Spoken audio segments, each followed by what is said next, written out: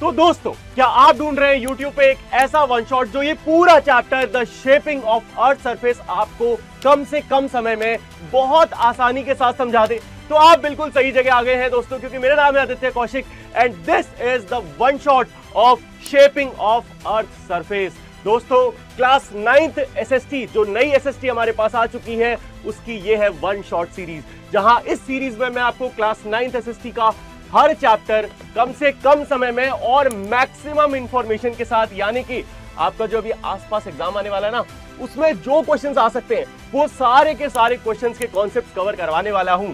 तो चलिए आज ऐसे ही धमाकेदार तरीके से शुरू करते हैं the shaping of earth surface. चलो स्टार्ट करते हैं।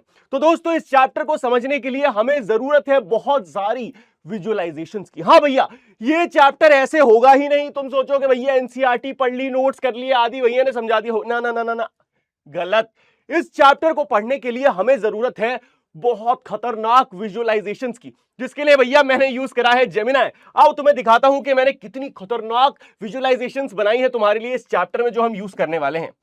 देखो भाई, ये देखो, ये देखो, ये है अर्थ। अर्थ के अंदर गए तो अरे ये क्या रहा, ओ बाप रे, ये लावा है, ये टेक्टोनिक प्लेट्स हैं। तो ऐसी विजुअलाइजेशंस को यूज करके आज हम पढ़ने वाले हैं ये चैप्टर। तो तैयार हो तो एक कॉपी और एक पेन लेके बैठ जाओ, तभी भाई बाकियों से आगे निकल पाओगे, है ना। बाकियों से आगे निकलना है ना, क्लास में हाईएस्ट मार्क्स एसएसटी में स्कोर करने हैं ना। तो चलो भाई शुरू करते हैं। सबसे पहले ये सारे टॉपिक्स आज हम कवर करने वाले हैं एंड स्टार्ट करेंगे इस पेज से। एनसीईआरटी से एक एक लाइन उठा उठा के लाया हूं, कुछ भी नहीं छूटेगा, दैट्स द प्रॉमिस। एक एक करके बताता जाऊंगा कि कौन से पेज से पढ़ा रहा हूं और फिर पढ़ाना शुरू करूंगा। ये पीछे जितने क्वेश्चंस हैं ना एनसीईआरटी के, एक एक क्वेश्चन तू आंसर कर पाएगा इस वन शॉट के बाद, दैट्स माय प्रॉमिस। अब शुरू करते हैं। तो देख दोस्तों, हमारा ये जो अर्थ है ना, हमारा ये जो अर्थ है, ये एक डायनेमिक प्लैनेट है। आदि भैया, ये डायनेमिक शब्द का मतलब क्या होता है? अबे बहुत आसान है भाई। डायनेमिक मतलब ऑलवेज चेंजिंग। कोई चीज जब लगातार बदलती रहती है तब हम उसे कहते हैं डायनेमिक। अब आदि भैया, ये डायनेमिक कैसे है, जरा समझाओ। देख, होता क्या है, अर्थ के अंदर बहुत सारी चीजें होती रहती हैं। फॉर एग्जाम्पल, तुझे पता है अर्थ के अंदर गर्मा गर्म लावा उबल रहा है। वो लावा उबलने की वजह से क्या है, अंदर चेंजेस आ रहे हैं। अब पूरे हमारे अर्थ में ना अलग अलग फोर्सेस काम करते हैं, वेरियस फोर्सेस काम करते हैं, और इन्हीं फोर्सेस की वजह से क्या होता है, अर्थक्वेक आते हैं, वोल्केनो होते हैं, कॉन्टिनेंट्स बनते हैं। आज हमारा, आपको पता है कौन सी कॉन्टिनेंट में रहते हो आप लोग? पता है? अरे यार, ये तो पता होगा, चलो वेरी गुड, पता है, एशिया, वेरी गुड। तो भैया ये जो अलग अलग कॉन्टिनेंट्स है ना, ये भी इन्हीं वेरियस फोर्सेस की वजह से बने हैं। अब आदि भैया, ये कौन से फोर्सेस हैं, जरा समझाओ। देख, दो टाइप के फोर्सेस हैं हमारे अर्थ पे जो काम करते हैं। पहला इंटरनल फोर्स और दूसरा एक्सटर्नल फोर्स। तो दो तरीके के फोर्सेस हमारे अर्थ पे लगातार काम कर रहे होते हैं। इंटरनल, नाम से ही पता चलता है कि ये अर्थ के कहां होंगे, अंदर होंगे, यानी कि अर्थ के अंदर ये फोर्सेस एक्ट कर रहे होते हैं। इनका एक तो नाम और भी है, लिख लो भाई। क्या पता टीचर तुम्हें चालाकी से नंबर काटने की कोशिश करे, तो ये तुम्हें पता होना चाहिए। इसका नाम है एंडोजेनिक फोर्सेस। इसे एंडोजेनिक के नाम से भी जाना जाता है। और एक्सटर्नल फोर्स बोले तो ये वो फोर्स है जो अर्थ के सरफेस पे आते हैं। फॉर एग्जांपल, हवा, टेंटन, हवा आई और मिट्टी को उड़ा के ले गई। भाई ये तो गड़बड़ हो गई। और क्या हो सकता है, पानी आया, बहा के ले गया, बारिश हुई, कुछ बह गया। तो यानी कि एक्सटर्नल फोर्सेस वो फोर्सेस हैं जो हमारी अर्थ के सरफेस पे काम करते हैं। इनका भी एक नाम और है, इनका क्या नाम है, एक्सोजेनिक फोर्सेस। जैसे होता है ना दोस्तों, स्कूल में आपका नाम बहुत बढ़िया होगा, बढ़िया एकदम अच्छा सा।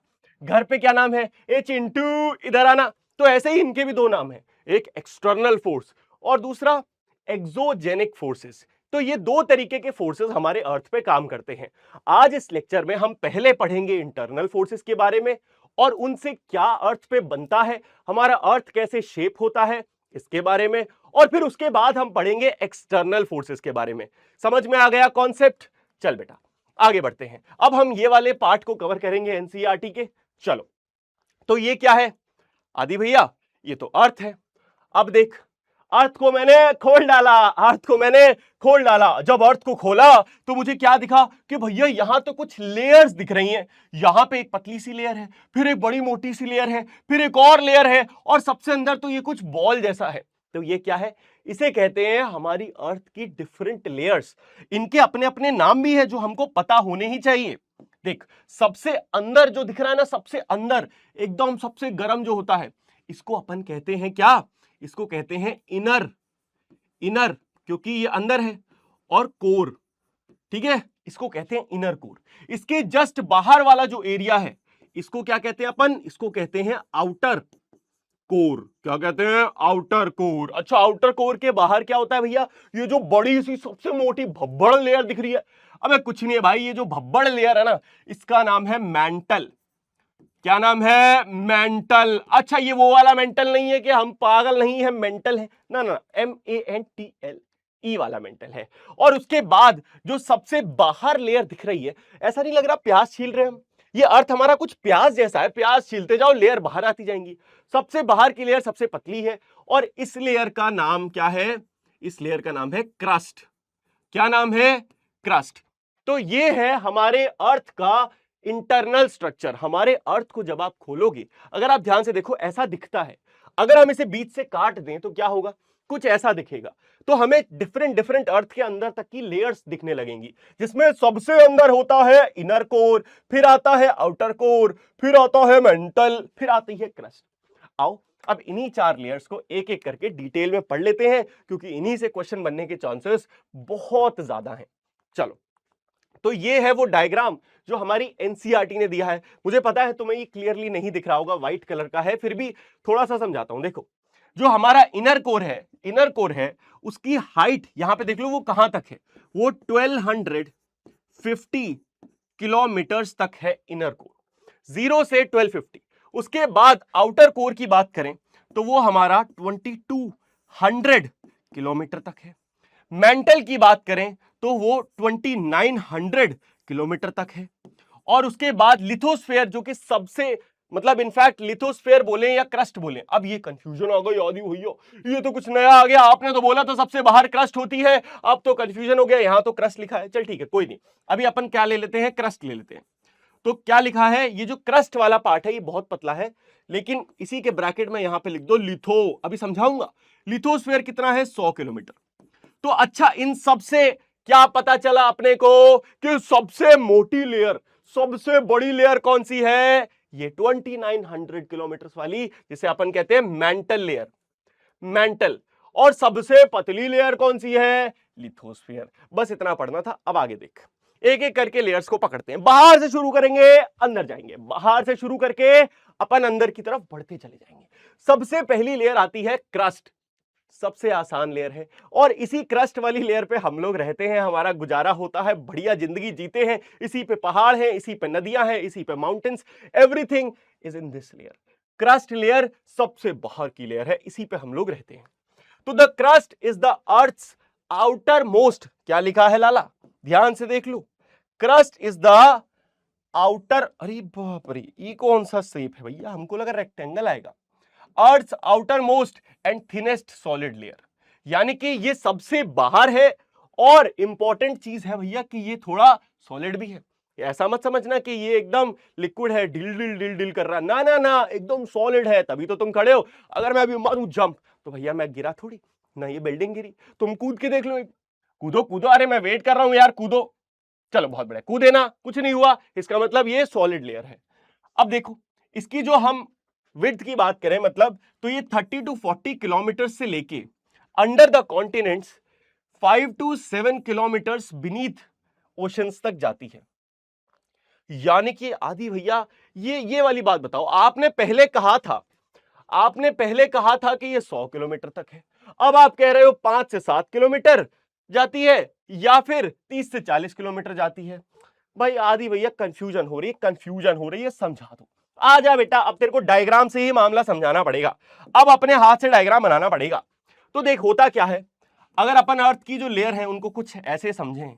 हमने क्या करा, अर्थ का एक पिज्जा का स्लाइस काट दिया। अर्थ में जो सबसे ऊपर लेयर है, सबसे ऊपर वाली लेयर है, इसको अपने क्या कहते हैं?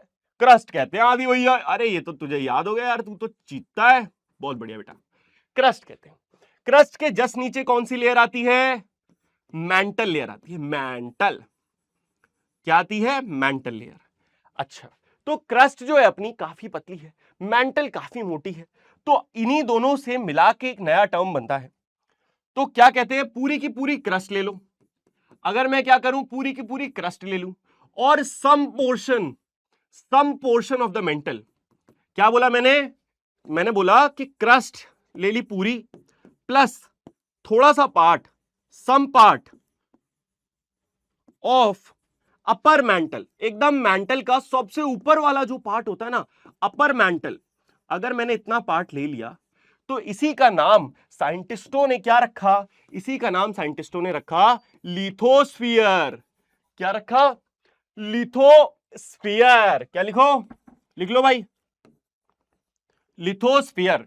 और ये जो लिथोस्फीयर है, इसका अगर हम चेक करें कि ये कितना मोटा है, तो ये अप्रोक्सीमेटली 100 किलोमीटर जाता है। वाई? बिकॉज इसमें क्रस्ट तो पूरी आई, इसमें upper part of the mental भी घुस गया, इसीलिए इसको हमने बढ़ा दिया। लेकिन अगर हम बात करें हमारी प्यारी क्रस्ट वाली लेयर की, तो क्रस्ट की जो लेयर है ये भी दो टाइप की है। ये भी दो टाइप की है। देखो तुम्हें दिखाता हूं कौन से दो टाइप की। मान लो ये क्या है? ये अपना बढ़िया समुद्र, ये अपनी जमीन है। ध्यान से देख लो भैया, बच्चा पार्टी, बहुत मस्त टॉपिक है, बहुत मस्त। ये क्या है? अपना जमीन है। जमीन के जस्ट साइड में मान लो क्या है? ये समुद्र है। ज्यू ज्यू ज्यू गोवा, मान लो मैं गोवा चला गया, गोवा के यहां पे मैं बीच पे खड़ा हूं, ये समुद्र है। अब समुद्र के नीचे क्या जमीन नहीं होती? आदि भैया होती तो है, हमने देखी है, लोग स्कूबा डाइविंग करते हैं, अंदर जाते हैं, जमीन उनको दिख जाती है। तो यहां पे भी नीचे कहीं ना कहीं तो जमीन होगी। और कहां से? हमारी यहां से मान लो मेंटल लेयर शुरू हो रही है, अर्थ के पूरा का पूरा नीचे मेंटल लेयर है। ये तो आदि, अरे ये क्या हुई खबर? हाँ, अर्थ के नीचे क्या है? मेंटल लेयर है। अब देखते जाना, पूरा विजुअलाइजेशन अभी क्लियर हो जाएगा। आप देख बेटा, अब देख हुआ क्या। अब हमने जब यहां पे देखा तो हमको दिखाई दिया कि ये अगर जमीन है, यहां पे मैं खड़ा हूं, तो ये वाली लेयर जो है ये थोड़ी मोटी है, इसीलिए हमने क्या कहा? ये 30 to 40 किलोमीटर तक जाती है। बहुत बढ़िया, समझ गए आदि भैया। अब ये है पूरा का पूरा समुद्र, समुद्र के नीचे है ये वाली लेयर। यहां से लेके यहां तक का एरिया कितना है? 5 से 7 किलोमीटर। तो अब हम क्या बोल रहे हैं? हम बोल रहे हैं कि क्रस्ट जो है ना, दो टाइप की होती है, 1 2। पहला टाइप क्या हुआ? जो जमीन है, जमीन पे जो क्रस्ट होती है, ये पूरी क्रस्ट, इसको अपन साइंटिस्टों ने क्या बोला? इसको बोला दोस्त कॉन्टिनेंटल प्लेट। क्या बोला? कॉन्टिनेंटल क्रस्ट बोला। और ये जो पतला सा है, ये ओशन के नीचे जो क्रस्ट बची, इसको क्या बोला? इसको बोला ओशियनिक क्रस्ट। क्या बोला? Oceanic crust. तो भैया दो टाइप की क्रस्ट है। कॉन्टिनेंटल क्रस्ट थोड़ी मोटी होती है, 30 से 40 किलोमीटर। ओशियनिक क्रस्ट थोड़ी छोटी होती है, 5 से 7 kilometre. Easy peasy lemon squeezy एकदम, है कि नहीं? अब ये बनी किससे होती है? इसमें होते हैं मेनली पत्थर, रॉक्स और मिनरल्स, ये दो चीजें होती हैं। इसको डिवाइड किया जाता है दो पार्ट में, एक होती है कॉन्टिनेंटल क्रस्ट जो अभी आपको बताया मैंने 1, और दूसरी होती है oceanic crust 2। Very simple. And it is the layer where humans, plants and animal. अरे ये क्या है रे? हट बे, हट। अरे हट। अभी यार ये हटेगा नहीं क्या? हट गया। हाँ, जहां पे एनिमल्स रहते हैं। तो भाई सिंपल सी बात है, ये क्रस्ट के बारे में इतना अगर आपने लिख दिया किसी भी एग्जाम में, तो इससे ज्यादा मतलब जरूरत नहीं है। आपके फुल मार्क्स गारंटीड है क्रस्ट के, अगर आपने इतना लिख दिया तो। चलो भाई आगे बढ़ते हैं दूसरी लेयर की तरफ। अब आती है हमारी मेंटल लेयर। मेंटल लेयर, जैसे क्रस्ट सबसे पतली लेयर थी, मेंटल सबसे मोटी लेयर, सबसे 2900 किलोमीटर तक जाती है। समझ रहे हो कितना ज्यादा हो गया? तो the mantle is the thickest layer of the earth. Earth की सबसे थिक लेयर है ये। और ये किससे बनी है? Made mainly of hot silicate rocks. तो आपने साइंस में सिलिका पढ़ा है, सिलिका। तो किससे बनी है? हॉट सिलिकेट रॉक से मिलकर बनी है। और एक गजब की बात लिखी है इसके अंदर अभी, जिसमें आपका दिमाग घूम जाएगा। कह रहे हैं कि convection currents in the mental help move tectonic plates. यहां पे इस लाइन में दो ऐसी चीजें आ गई जो हमारे सर के ऊपर से निकल गई। पहला तो ये कि ये कन्वेक्शन करंट क्या होता है, पता नहीं। दूसरा ये कि आदि भैया ये टेक्टोनिक प्लेट्स क्या होती हैं, पता नहीं। कोई बात नहीं, इस वाली लाइन को अभी आगे की कहानी से जब जोड़ूंगा ना तो सारे तार दिमाग में ढंग से जुड़ जाएंगे। बस सुन ले एक बार। देख, इसकी जो विड्थ है वो कितनी है? 2900 किलोमीटर थिक है। ये मेनली किससे बना है? सिलिकेट रॉक से बना है। और बहुत ज्यादा मैग्नीशियम और आयरन है इसके अंदर। मोस्टली सॉलिड होती है, लेकिन कुछ पार्ट इसका सेमी मोल्टन यानी कि कुछ पार्ट इसका पिघला हुआ होता है, पिघला हुआ होता है। ठीक है, ये रही हमारी, ये क्या है? ये वाली पूरी लेयर मेंटल लेयर है। आगे बढ़े तो आउटर कोर की बात करते हैं। अगर आप सोच रहे हैं कि आदि भैया ये नोट्स मुझे कैसे मिलेंगे, तो ये नोट्स आपको फिजिक्स वाला के ऐप पे मिलेंगे, जिसका लिंक आपको डिस्क्रिप्शन में मिल जाएगा। वहां जाके फ्री ऑफ कॉस्ट आप ये नोट्स डाउनलोड कर सकते हैं। अब आ जाओ वापस आउटर कोर की बात करते हैं। आउटर कोर क्या है? एक लिक्विड लेयर है। और बाप रे, यहां पे पहला डिफरेंस देखने को मिला। ये लेयर लिक्विड लेयर है, यानी कि यहां पे सॉलिड नहीं है। यहां पे तुम गए तो पिघल जाओगे, ये मत सोचना तैर लोगे, क्योंकि भैया लावा है, गर्मा गर्म, एकदम उबल जाओगे। जिसको मेनली किससे बना है? आयरन और निकल से। याद रखना। तुम लोग चैट में बताओ जरा साइंस वालों, आयरन और निकल का साइंटिफिक फॉर्मूला, साइंटिफिक नेम जो होता है क्या होता है, बताओ जरा। और ये कहां है? मेंटल के नीचे लाया करती है। It is in a molten liquid state. कहां पे? ये लिक्विड स्टेट में। मोल्टन मतलब पिघला हुआ। ये एक्सट्रीम हॉट है, लगभग 4000 से 6000 डिग्री तक पानी वो गर्माहट रहती है यहां पे सेल्सियस में। सोचो 100 डिग्री सेल्सियस पे पानी एकदम भन्ने से उबल जाता है। सोचो 4000 से 6000 डिग्री पे कितना ज्यादा गर्म होता होगा, है ना। उसके बाद मोल्टन मेटल्स जो हैं वो जब मूवमेंट करते हैं, उन्हीं की वजह से अर्थ के अंदर मैग्नेटिक फील्ड होती है। ये तो तुमने थोड़ा बहुत साइंस में सुना होगा ना कि अर्थ के अंदर एक, अर्थ अपने आप में एक मैग्नेट की तरह काम करता है ना। अगर तुम कंपास यूज करोगे तो कंपास तुम्हें नॉर्थ दिखाता है, नॉर्थ, नॉर्थ इधर है, नॉर्थ इधर है। क्यों? क्योंकि वो अर्थ के साउथ पोल जो है ना अर्थ का, उसकी तरफ अट्रैक्ट होता है। तो ये जो नॉर्थ साउथ का अट्रैक्शन है। अब ठीक है, देखो इतना साइंस में मैं नहीं घुसता हूं, थोड़ा बहुत अगर मैंने आगे पीछे बोल दिया तुम संभाल लेना यार, एसएसटी का टीचर हूं, है ना। तो अब बेसिकली क्या है, अर्थ के अंदर जो मैग्नेट है वो क्यों है? क्योंकि ये जो लेयर है ना आउटर कोर, इसके अंदर है पड़ा हुआ आयरन और निकल। इसी आयरन और निकल की मदद से आगे जाके क्या बनती है? मैग्नेट बनती है। और ये आयरन और निकल घुला हुआ है हमारे अर्थ के अंदर, इसीलिए हमारी अर्थ मैग्नेट की तरह काम करती है। तो आज के बाद अगर कोई भी साइंस का टीचर तुम्हें यह समझाए कि earth is a natural magnet, तो तुम खड़े होकर क्लास में हाथ उठा के जवाब दे सकते हो, क्या सर मुझे पता है कैसे, क्योंकि मैंने एसएसटी पढ़ी है, मैंने ज्योग्राफी पढ़ी है। ठीक है, चलो moving forward to last, inner core. सबसे अंदर हमारा क्या है? इनर कोर एग्जिस्ट करता है, इनर कोर। अब ये इनर कोर सबसे अंदर है, लेकिन आपको लगता होगा जब ये बाहर वाली लेयर लिक्विड थी, ये तो एकदम ही पानी होगा। पानी नहीं, ये सॉलिड है। ये सॉलिड हो गई। कैसे हो गई? देखो, the inner core is the inner most and hottest, ओहो हॉटेस्ट लेयर है। क्या बात है।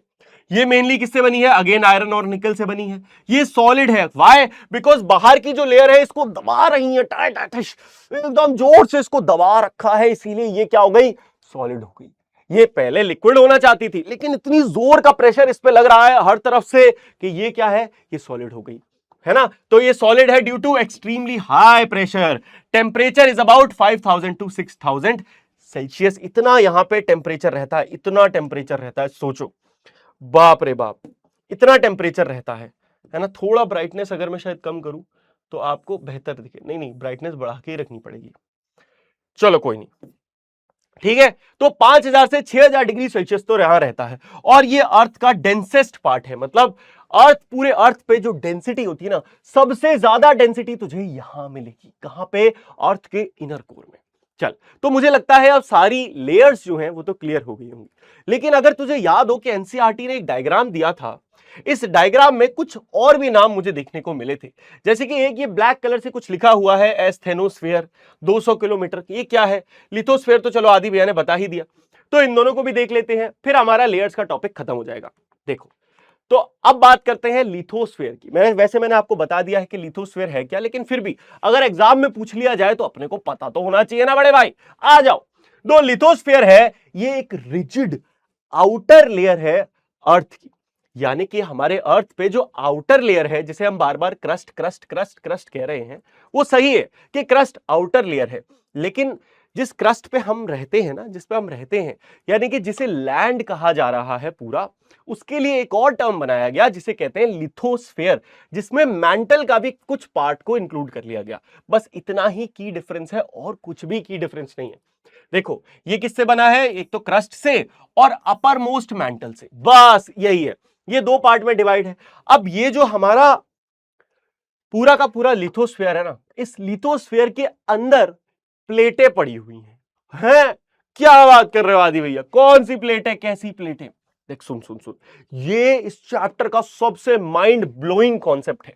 अगर तुझे पता है हमारा अर्थ अंदर से दिखता कैसा है तो बहुत बढ़िया, लेकिन अगर तुझे नहीं पता तो आज मजा आने वाला है, क्योंकि आज मैं तुझे विजुअलाइज कराने वाला हूं कि हमारा अर्थ आखिर अंदर से दिखता कैसा है, अर्थ के अंदर आखिर है क्या। ठीक है, तो हम क्या कह रहे हैं, ये लिथोस्फीयर डिवाइड है अलग अलग कुछ प्लेट्स पे।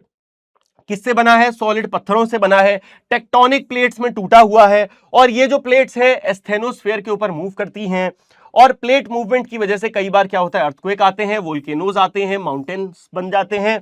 ठीक है, अब ये बहुत इंपॉर्टेंट पार्ट है, यहां पे हम 2 मिनट की सांस लेके इस टॉपिक को समझेंगे, because this is most important for our exam.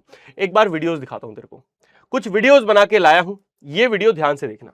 ये क्या है, ये वीडियो ध्यान से देखना, ये हमारे अर्थ का जो क्रस्ट है। अच्छा इधर पहले ये वाली देखो, पहले ये वाली वीडियो देखो। ये वीडियो क्या है, अर्थ दिख रहा है। अगर हम अर्थ के थोड़ा अंदर जाते हैं, धीरे धीरे धीरे धीरे धीरे धीरे अंदर जाते हैं, तो देखो ये हमें क्या दिखे, कॉन्टिनेंट्स दिखे।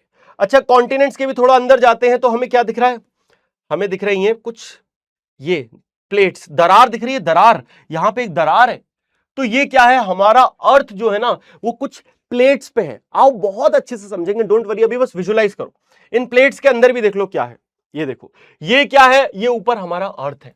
ऊपर दिख रहा है तुम्हें, पहाड़ दिख रहा है, पहाड़, ये पहाड़ है, इधर समुद्र है, और इस पूरे पहाड़ समुद्र के नीचे एक बहुत बड़ा एक सिंगल पत्थर है, जिसको अपन एक सिंगल पत्थर को क्या बोल रहे हैं, इस पार्ट को बोल रहे हैं एक टेक्टोनिक प्लेट। अब आप कहोगे आदि भाई इसको टेक्टोनिक स्टोन क्यों नहीं कह रहे हैं? नहीं नहीं, स्टोन नहीं कह रहे हैं, इसको कह रहे हैं अपन प्लेट, क्योंकि इसी के ऊपर हमारा अर्थ बसा हुआ है। इसी के ऊपर देखो ओशन है, इसी के ऊपर पहाड़ है, सब कुछ इसके ऊपर है। अब ये जो प्लेट है, ये जो प्लेट है तुझे दिख रही है, ये है, ये यहां पे टूट गई, यहां पे दूसरी है ना, दूसरी प्लेट है। तो ये अलग अलग प्लेट्स हैं। एक प्लेट ये है, देख अंदर ही घुसी चली जा रही है ना, ये भी एक प्लेट है, अलग अलग प्लेट है। और इन प्लेटों के नीचे क्या है, ये इन प्लेटों के नीचे क्या है, लावा है, गर्मा गर्म तपता हुआ लावा। अब ये जो लावा है, इस वीडियो को ध्यान से देखना, ये लावा गोल गोल घूम रहा है, ये चल रहा है, देख देख देख देख रहा है लावा कैसे गोल गोल घूम रहा है। घूम क्यों रहा है ये, और घूम रहा है तो चल अभी समझेंगे क्यों घूम रहा है। लेकिन ये जो एरिया है जहां पे ये पिघला हुआ लावा रहता है, ये जो एरिया है जहां पे ये पिघला हुआ लावा रहता है, इसी एरिया को अपन नाम क्या देते हैं, इसको अपन बोलते हैं एस्थेनोस्फीयर। क्या बोलते हैं, एस्थेनोस्फीयर। और ये पूरा पिघला हुआ है, इसीलिए इसके ऊपर जो हमारी टेक्टोनिक प्लेट्स है वो कई बार हिल जाती हैं। और जब सोचो इतनी बड़ी टेक्टोनिक प्लेट है ये, कि इसके ऊपर एक ओशन भी है, इसके ऊपर इतना बड़ा पहाड़ भी है, तो अगर ये 1 सेंटीमीटर भी हिला तो ऊपर क्या तबाही आ जाएगी, भूकंप आ जाएंगे। यही सेम बात कहां लिखी थी, यही सेम बात यहां लिखी थी कि जब भी कोई टेक्टोनिक प्लेट मूव करती है, जब भी कोई टेक्टोनिक प्लेट मूव करती है, उसकी वजह से क्या होता है, अर्थक्वेक आता है, वोल्केनोज आते हैं, माउंटेन्स बन जाते हैं। अब मैं तुम्हें एक मजे की बात दिखाऊं, यही सेम टॉपिक जो तुझे मैं पढ़ा रहा हूं, इसी से सेम एनसीईआरटी ने एक सवाल पूछा है, देख दिखाता हूं। अपनी बुक निकाल ले, अपनी बुक निकाल और उसमें देख के topic. Question number 1, question number क्या कह रहा है, देखो 1 नहीं ये वाला, Why and where do earthquakes occur frequently? Is it possible to predict earthquake? क्या लिखा है कि भैया अर्थक्वेक क्यों आते हैं। आंसर क्या है कि अर्थक्वेक आते हैं because of the movement of tectonic plates. Earth के अंदर टेक्टोनिक प्लेट्स हैं, जब वो मूव करती हैं तो उसकी वजह से अर्थक्वेक्स आते हैं। ठीक है, अब आगे इसका आंसर और मिलेगा तेरे को। चल चल चल चल वापस आ जा, वापस आ जा, वापस आ जा। यहां तक हो गया। तो अब अगला टॉपिक अपना सिंपल है, एस्थेनोस्फीयर। क्या होता है एस्थेनोस्फीयर? एस्थेनोस्फीयर एक हॉट पार्शियली मोल्टन यानी कि ऑलमोस्ट पिघली हुई, जैसा गाढ़ा हनी होता है ना, हनी शहद, शहद कैसा होता है? बहुत गाढ़ा, ऐसे ही ये होती है। लेयर है अपर मेंटल की, जो लिथोस्फीयर के का पार्ट है, that enables the movement of tectonic plates. ये जो एस्थेनोस्फीयर है, अगर आपसे कोई पूछे ये किसका पार्ट है, कौन सी लेयर में आता है, तो ये हमारी मेंटल लेयर का पार्ट है ना। हमारी मेंटल लेयर जो है ये उसका सबसे ऊपर का पार्ट है, इसको कहते हैं एस्थेनोस्फीयर। ये ऐसा होता है, देखो ये अपनी मेंटल है, मेंटल के जो ऊपर का पार्ट है ये वाला, ये पिघला हुआ है, ये पिघला हुआ पार्ट कहलाता है एस्थेनोस्फीयर। क्या कहलाता है? एस्थेनोस्फीयर। इसी एस्थेनोस्फीयर के ऊपर हमारी मोटी मोटी टेक्टोनिक प्लेट्स के पत्थर लाए करते हैं, राइट? सिंपल। चल, made of semi molten rocks, rocks here can flow slowly. यहां पे जो पत्थर है धीरे धीरे फ्लो कर सकते हैं, जूम करके आगे पीछे बढ़ सकते हैं। Tectonic plates float and move over this layer. Tectonic plates जो है इसी लेयर के ऊपर फ्लोट करती हैं, तैरती हैं। इट प्लेज अ की रोल इन प्लेट टेक्टोनिक्स। ठीक है, चलो इतना क्लियर हुआ। अब ये वाला पार्ट हम एनसीईआरटी से कवर करने वाले हैं, वेरी इंपॉर्टेंट पार्ट है ना, this is very very very important part आपके एनसीईआरटी का। आ जाओ, तो अब हम बात करते हैं टेक्टोनिक प्लेट्स की। क्या होता है आदि भैया ये टेक्टोनिक प्लेट्स? आपने थोड़ा बहुत तो दिखा दिया, लेकिन थोड़ा और अच्छे से विजुलाइज कराओ। एक बार और कराता हूं। जब तक विजुलाइज नहीं करेगा ना यार तू ये चैप्टर, जब तक तुम लोग ये चैप्टर को विजुलाइज नहीं करोगे तब तक मजा नहीं आएगा। जब तक विजुलाइज नहीं करोगे तब तक मजा नहीं आएगा। देखो एक बार, ये क्या है?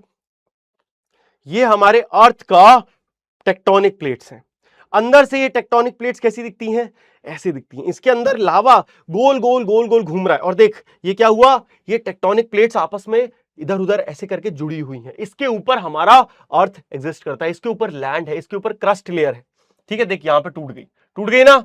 चल, अब अपन ने टेक्टोनिक प्लेट्स को विजुलाइज तो कर लिया है, लेकिन उसके बारे में पढ़ना तो पड़ेगा ना। देख आ जाओ इधर। अब देखो टेक्टोनिक प्लेट्स क्या होता है? टेक्टोनिक प्लेट्स कुछ भी नहीं, सिर्फ huge slabs of solid rock, यानी कि एक पत्थर का बड़ा सा टुकड़ा होता है जो कि एक प्लेट जैसी फॉर्म में होता है, जिसे स्लैब कहते हैं। स्लैब मतलब आपने किचन पे अपना देखा ना, जिसपे खाना बनाते हैं उसको स्लैब कहते हैं। तो स्लैब मतलब एक स्ट्रेट पत्थर। तो इसी तरीके से जब एक बहुत मोटा ह्यूज बहुत बड़ा स्लैब ऑफ सॉलिड रॉक जो कि हमारे अर्थ के लिथोस्फीयर को बनाता है, उसको कहते हैं टेक्टोनिक प्लेट्स। ये बहुत ज्यादा स्लोली मूव करते हैं, और यूजुअली कितना, फ्यू सेंटीमीटर्स पर ईयर, कुछ सेंटीमीटर मूव करते हैं साल में। टेक्टोनिक प्लेट्स के कुछ टाइप भी हैं, जैसे कि हमने पहले पढ़ा था कि हमारी क्रस्ट कुछ टाइप की है, सिमिलर टेक्टोनिक प्लेट्स। तो वो टेक्टोनिक प्लेट्स जिसमें सिर्फ लैंड आता है, जमीन आती है, कोई देश आता है, कॉन्टिनेंट आता है, उसे कहते हैं कॉन्टिनेंटल प्लेट, जिसमें सिर्फ कॉन्टिनेंट्स आए। वो टेक्टोनिक प्लेट जिसमें सिर्फ ओशंस आते हैं, उन्हें हम कहते हैं ओशियानिक प्लेट। और वो टेक्टोनिक प्लेट जिसमें ओशन भी आ जाए और कॉन्टिनेंट भी आ जाए, उसको अपन क्या बोलते हैं? मिक्स्ड प्लेट बोलते हैं। आजा तेरे को दिखाता हूं। एनसीईआरटी ने ये डायग्राम दिया है, इसमें हमें मेजर प्लेट सारी दिखती हैं। ये देख, ये हमारी नॉर्थ अमेरिकन प्लेट है। अब तू मुझे बताना कि ये ओशियानिक है, मिक्स्ड है, या फिर कॉन्टिनेंटल है। यहां पे मुझे पूरा का पूरा नॉर्थ अमेरिका कॉन्टिनेंट दिख रहा है, कवर हो रहा है, लेकिन उसके साथ साथ ये जो ओशन है, ये भी इसका पार्ट है। तो ये कैसी प्लेट हुई? बहुत बढ़िया, मिक्स्ड प्लेट हुई। इधर अफ्रीकन प्लेट देख, पूरा अफ्रीकन कॉन्टिनेंट आ गया, लेकिन उसके साथ साथ ये ओशन भी आ गया। ये कौन सी प्लेट हो गई? बहुत बढ़िया, मिक्स्ड प्लेट। हमारी इंडो ऑस्ट्रेलियन प्लेट की बात करें तो ये हमारा इंडिया है, ये इस प्लेट में आ गया, ऑस्ट्रेलिया भी आ गया, और बहुत सारा इंडियन ओशन भी आ गया। तो इसको क्या बोलेंगे? ये भी एक मिक्स्ड प्लेट है। ये यूरेशियन प्लेट है ना। और ये जो तुम्हें ग्रे कलर की छोटी छोटी दिख रही है, ये क्या है? माइनर प्लेट, छोटी छोटी प्लेट्स है। ठीक है, तो ये हमारे अर्थ का एक टेक्टोनिक प्लेट्स का मैप है। हमारे अर्थ पे टेक्टोनिक प्लेट्स की बाउंड्री तुम्हें यहां इस मैप से बहुत अच्छे से दिखेगी। एक बार इसको अपन अच्छे से निहार लें, क्योंकि आगे एक बड़ा सिंपल सा यूज होगा इसका, जो कि हमारा बहुत फायदा देगा। रेडी? क्लियर है? इतना समझ में आ गया? चल अब आगे बढ़ते हैं। अब देख होता क्या है, हमारे टेक्टोनिक प्लेट्स आखिर मूव क्यों कर रही हैं?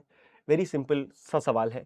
इसी सिंपल सवाल का आंसर हमें कौन देता है? इसका जवाब हमको देती है एक थ्योरी, जिसको हम बोलते हैं the theory of plate tectonic. तो प्लेट टेक्टोनिक की जो थ्योरी है वो हमें जवाब देती है, और वो जो थ्योरी है वो यही है जो मैं अब बता रहा हूं। तो अगर आपसे सवाल पूछ लिया जाए कि what is theory of plate tectonic, तो आप यही सेम चीज समझाओगे जो मैंने अब बोल रहा हूं। तो देखो, प्लेट मूवमेंट होता है because of convection currents in the mental. हमारे मेंटल में कन्वेक्शन करंट्स आते हैं मेंटल लेयर में। अब यहीं पे आदि भैया कहानी रुक गई। आपने कहा था ये समझाओगे कन्वेक्शन करंट क्या होता है, आपने समझाया ही नहीं। आ जा बेटा, अब सबसे पहले हमें मेन चीज समझनी पड़ेगी कि ये कन्वेक्शन करंट है क्या। ये वाला इमेज को ध्यान से देखो।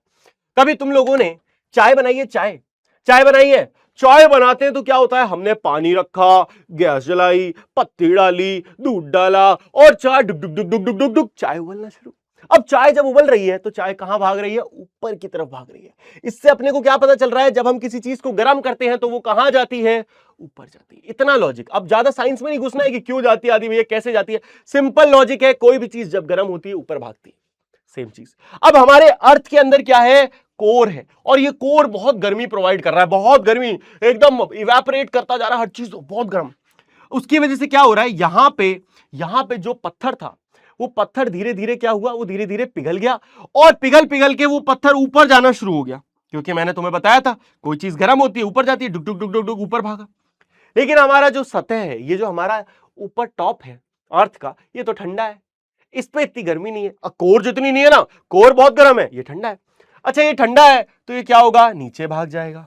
देखा है ना, चाय को जब गर्म कर दो चाय वापस नीचे चली जाती है। तो इधर से गर्म होके ऊपर जा रहा है, ऊपर जाके ठंडा होके नीचे आ जा रहा है, गर्म होके ऊपर जा रहा है, ठंडा होके नीचे आ रहा है, गर्म होके ऊपर जा रहा है, ठंडा होके नीचे आ रहा है, गर्म होके ऊपर जा रहा है, ठंडा होके नीचे आ रहा है, गर्म होके ऊपर जा रहा है, ठंडा होके नीचे आ रहा है। यही प्रोसेस को हम कहते हैं कन्वेक्शन करंट्स। हमारे अर्थ के अंदर ये फिनोमिना 24 घंटे चल रहा होता है। यही सेम चीज मैंने तुम्हें उस वीडियो में, दोनों ही वीडियो में बहुत अच्छे से विजुअलाइज कराई है। अब तुम ध्यान से देखना, तुम्हें वो कन्वेक्शन करंट्स घूमते हुए दिखेंगे कि वो कन्वेक्शन करंट आखिर होते कैसे हैं। ये देखो, ये है टेक्टोनिक प्लेट्स। टेक्टोनिक प्लेट्स के जब हम अंदर गए तो हमें देखने को मिला लावा, और ये देखो लावा ऊपर जा रहा है, नीचे आ रहा है, ऊपर जा रहा है, नीचे आ रहा है, ऊपर जा रहा है, नीचे आ रहा है, ऊपर जा रहा है, नीचे आ रहा है। दिखा, इसको कहते हैं कन्वेक्शन करंट। आया समझ में, फील आया कि नहीं आया, टॉपिक चटका कि नहीं चटका। तुम लोग भी चाहते हो ऐसी धमाकेदार एनिमेशंस खुद बनाना ताकि तुम एसएसटी को, ज्योग्राफी को स्पेसिफिकली विजुअलाइज कर पाओ, तो भाई तुम अब कर सकते हो। अब तो ये सब इतना नॉर्मल हो गया ना, किसी के भी हाथ में, सबके हाथ में कंप्यूटर है, सबके हाथ में जेमिनाई है ना। ये मैंने कैसे बनाया, एकदम सिंपल जेमिनाई से, बहुत ही लिटरल सिंपल कि भाई जेमिनाई पे जाओ, आपको जो चाहिए पहले आप वो से प्रॉम्प्ट मांग लो, उसके बाद वो आपको एक अच्छा सा प्रॉम्प्ट जनरेट करके देगा। वो प्रॉम्प्ट यहां पे पेस्ट करो, प्लस पे जाके वीडियो, क्रिएट वीडियो पे क्लिक कर दो और बस वीडियो कर दो जनरेट। अगर तुम चाहते हो ये प्रॉम्प्ट, तो भाई मैं तुम्हें प्रॉम्प्ट डिस्क्रिप्शन में डलवा दूंगा, ठीक है। तो प्रॉम्प्ट तुम लोग यूज कर लेना बढ़िया सा। बाकी अपन अब चलते हैं पढ़ाई की ओर, चलो आ जाओ भाई। तो अपने को अब थोड़ा थोड़ा क्लियर हुआ कि कन्वेक्शन करंट्स आखिर होता क्या है। अब उसके बाद देखो, heat from the earth core heat the molten mantle. समझो ये है क्या, हमारे अर्थ के कोर में सेम बात जो मैंने तुम्हें बोली थी, अब वही सेम बात यहां पे लिखी हुई है। ऐसे ही लिखना, सेम टू सेम वर्ड्स में बहुत अच्छे मार्क्स मिलेंगे 100%। हीट जो है हमारे अर्थ के कोर से क्या करती है, हमारी जो मैंटल लेयर है उसमें जो मटेरियल है उसको गर्म करती है। अब बहुत ज्यादा जब गर्म करेगी तो क्या होगा, जो हॉट मटेरियल है वो राइज कर जाएगा, ऊपर भागेगा। उसके बाद जो ठंडा मटेरियल है वो नीचे भागेगा। अरे हॉट मटेरियल ऊपर, ठंडा मटेरियल नीचे, सिंपल रूल है, हॉट ऊपर ठंडा नीचे, हॉट ऊपर ठंडा नीचे, हॉट ऊपर ठंडा नीचे। और ये क्या बन गया, एक साइकिल बन गई, गोल गोल गोल गोल साइकिल बन गई। इसी साइकिल को, इसी कंटिन्यूअस सर्कुलेशन को हम क्या कहते हैं, कन्वेक्शन करंट के नाम से जानते हैं। इसी कंटिन्यूअस साइकिल जो मैंने बोला, इसी कंटिन्यूअस साइकिल को अपन क्या कहते हैं, कन्वेक्शन करंट्स कहते हैं। और होता क्या है, ये कन्वेक्शन करंट्स अक्सर प्लेट्स को या तो पुश कर देते हैं या पुल कर लेते हैं, पुश कर लेते हैं, पुल कर लेते हैं, जिससे वो मूव हो जाती हैं। और इन्हीं के मूव होने के कारण इतनी सारी तबाही मच जाती है। कभी कभी नई जमीन बन जाती है, कभी कभी नई जमीन डिस्ट्रॉय हो जाती है, बहुत सारी चीजें, अर्थक्वेक आ जाता है, वोल्केनो हो जाते हैं, माउंटेन्स बन जाते हैं। ये सब कुछ होता है इन्हीं की वजह से, कन्वेक्शन करंट्स की वजह से।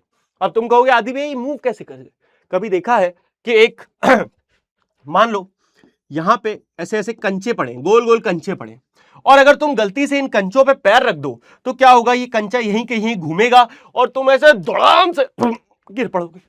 तो क्या हुआ, यहां पे ये मूवमेंट जो हुआ, सर्कुलर मूवमेंट, इसकी वजह से तुम फिसल गए। सेम सर्कुलर मूवमेंट होता है हमारे अर्थ के अंदर, क्योंकि ये कन्वेक्शन करंट गोल गोल घूम रहे हैं, उसकी वजह से कई बार गोल गोल घूमने की वजह से हमारी जो प्लेट है वो थोड़ा सा आगे पीछे खिसक जाती है। चमका, समझ में आया? बहुत सिंपल है, नहीं तो थोड़ा सा आगे पीछे करके एक बार फिर देख लेना। ये देख, ये एनसीईआरटी का डायग्राम है। ये डायग्राम समझाता है कि कैसे यहां से हीट आती है, हीट आती है, हीट आती है। हीट आई तो ये जो गरम गरम मटेरियल है, ये गरम गरम मटेरियल ऊपर भागा, ऊपर भागा तो ठंडा हो गया, ठंडा हो गया तो वापस नीचे आ गया। यही कंटिन्यूअस प्रोसेस बार बार क्या कहलाता है? कन्वेक्शन करंट कहलाता है। क्लियर हुआ? चलो, यही सेम डायग्राम मैंने यहां भी दिया है, यहां पे तुम्हें दिख रहा है कि ये कैसे काम करता है इस डायग्राम में। चलो भाई, तो अब हम बात कर रहे हैं टेक्टोनिक प्लेट की बाउंड्रीज के बारे में। Very important.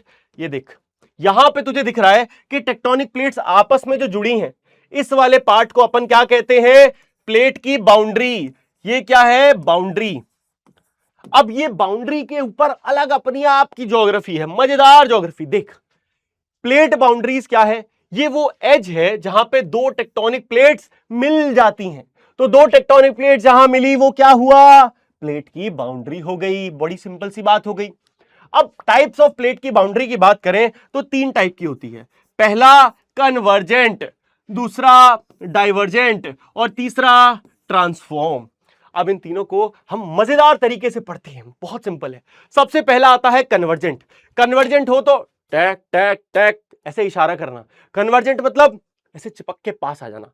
पास आना मतलब कन्वर्जेंट, यानी कि दो बाउंड्रीज जब एक दूसरे के पास आ जाएंगी, ज्यादा ही पास आ जाएंगी, तो उसे कहते हैं कन्वर्जेंट।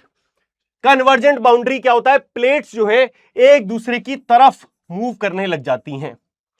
इससे क्या बनते हैं? देखो, अगर दो प्लेट, कॉन्टिनेंटल प्लेट यानी कि वो जो लैंड है जिसके ऊपर जमीन है, जिसके ऊपर जमीन है, अगर ये दो प्लेटें एक दूसरे की तरफ आने लग जाएं तो क्या होगा?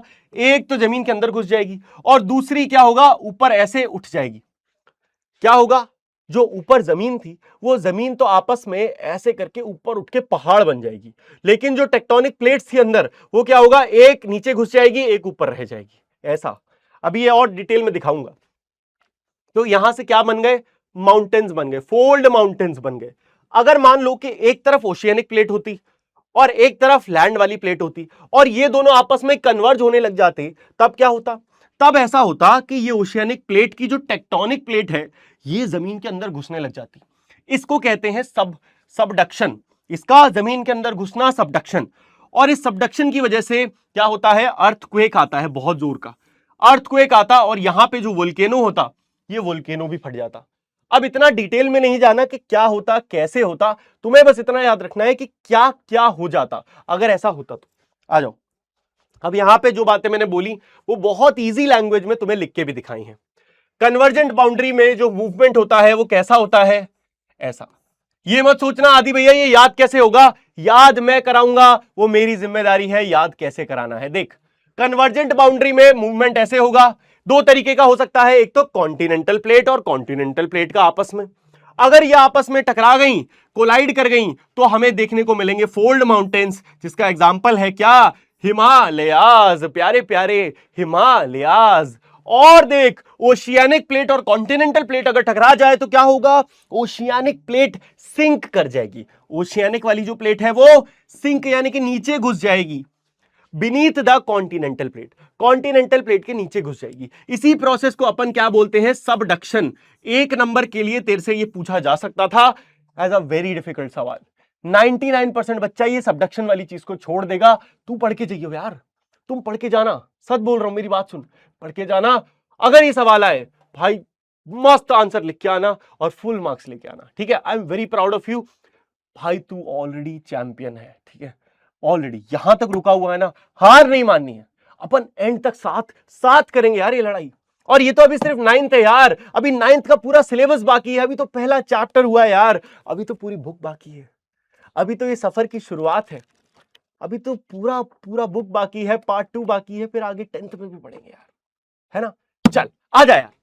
अब देख, कॉजेस की बात करें तो वोल्केनिक एक्टिविटी क्या होता है? वोल्केनिक एक्टिविटी और अर्थक्वेक ये भी आ सकते हैं अगर ऐसा होता है तो ये हो गया अपना कन्वर्जेंट बाउंड्री वाला सिस्टम।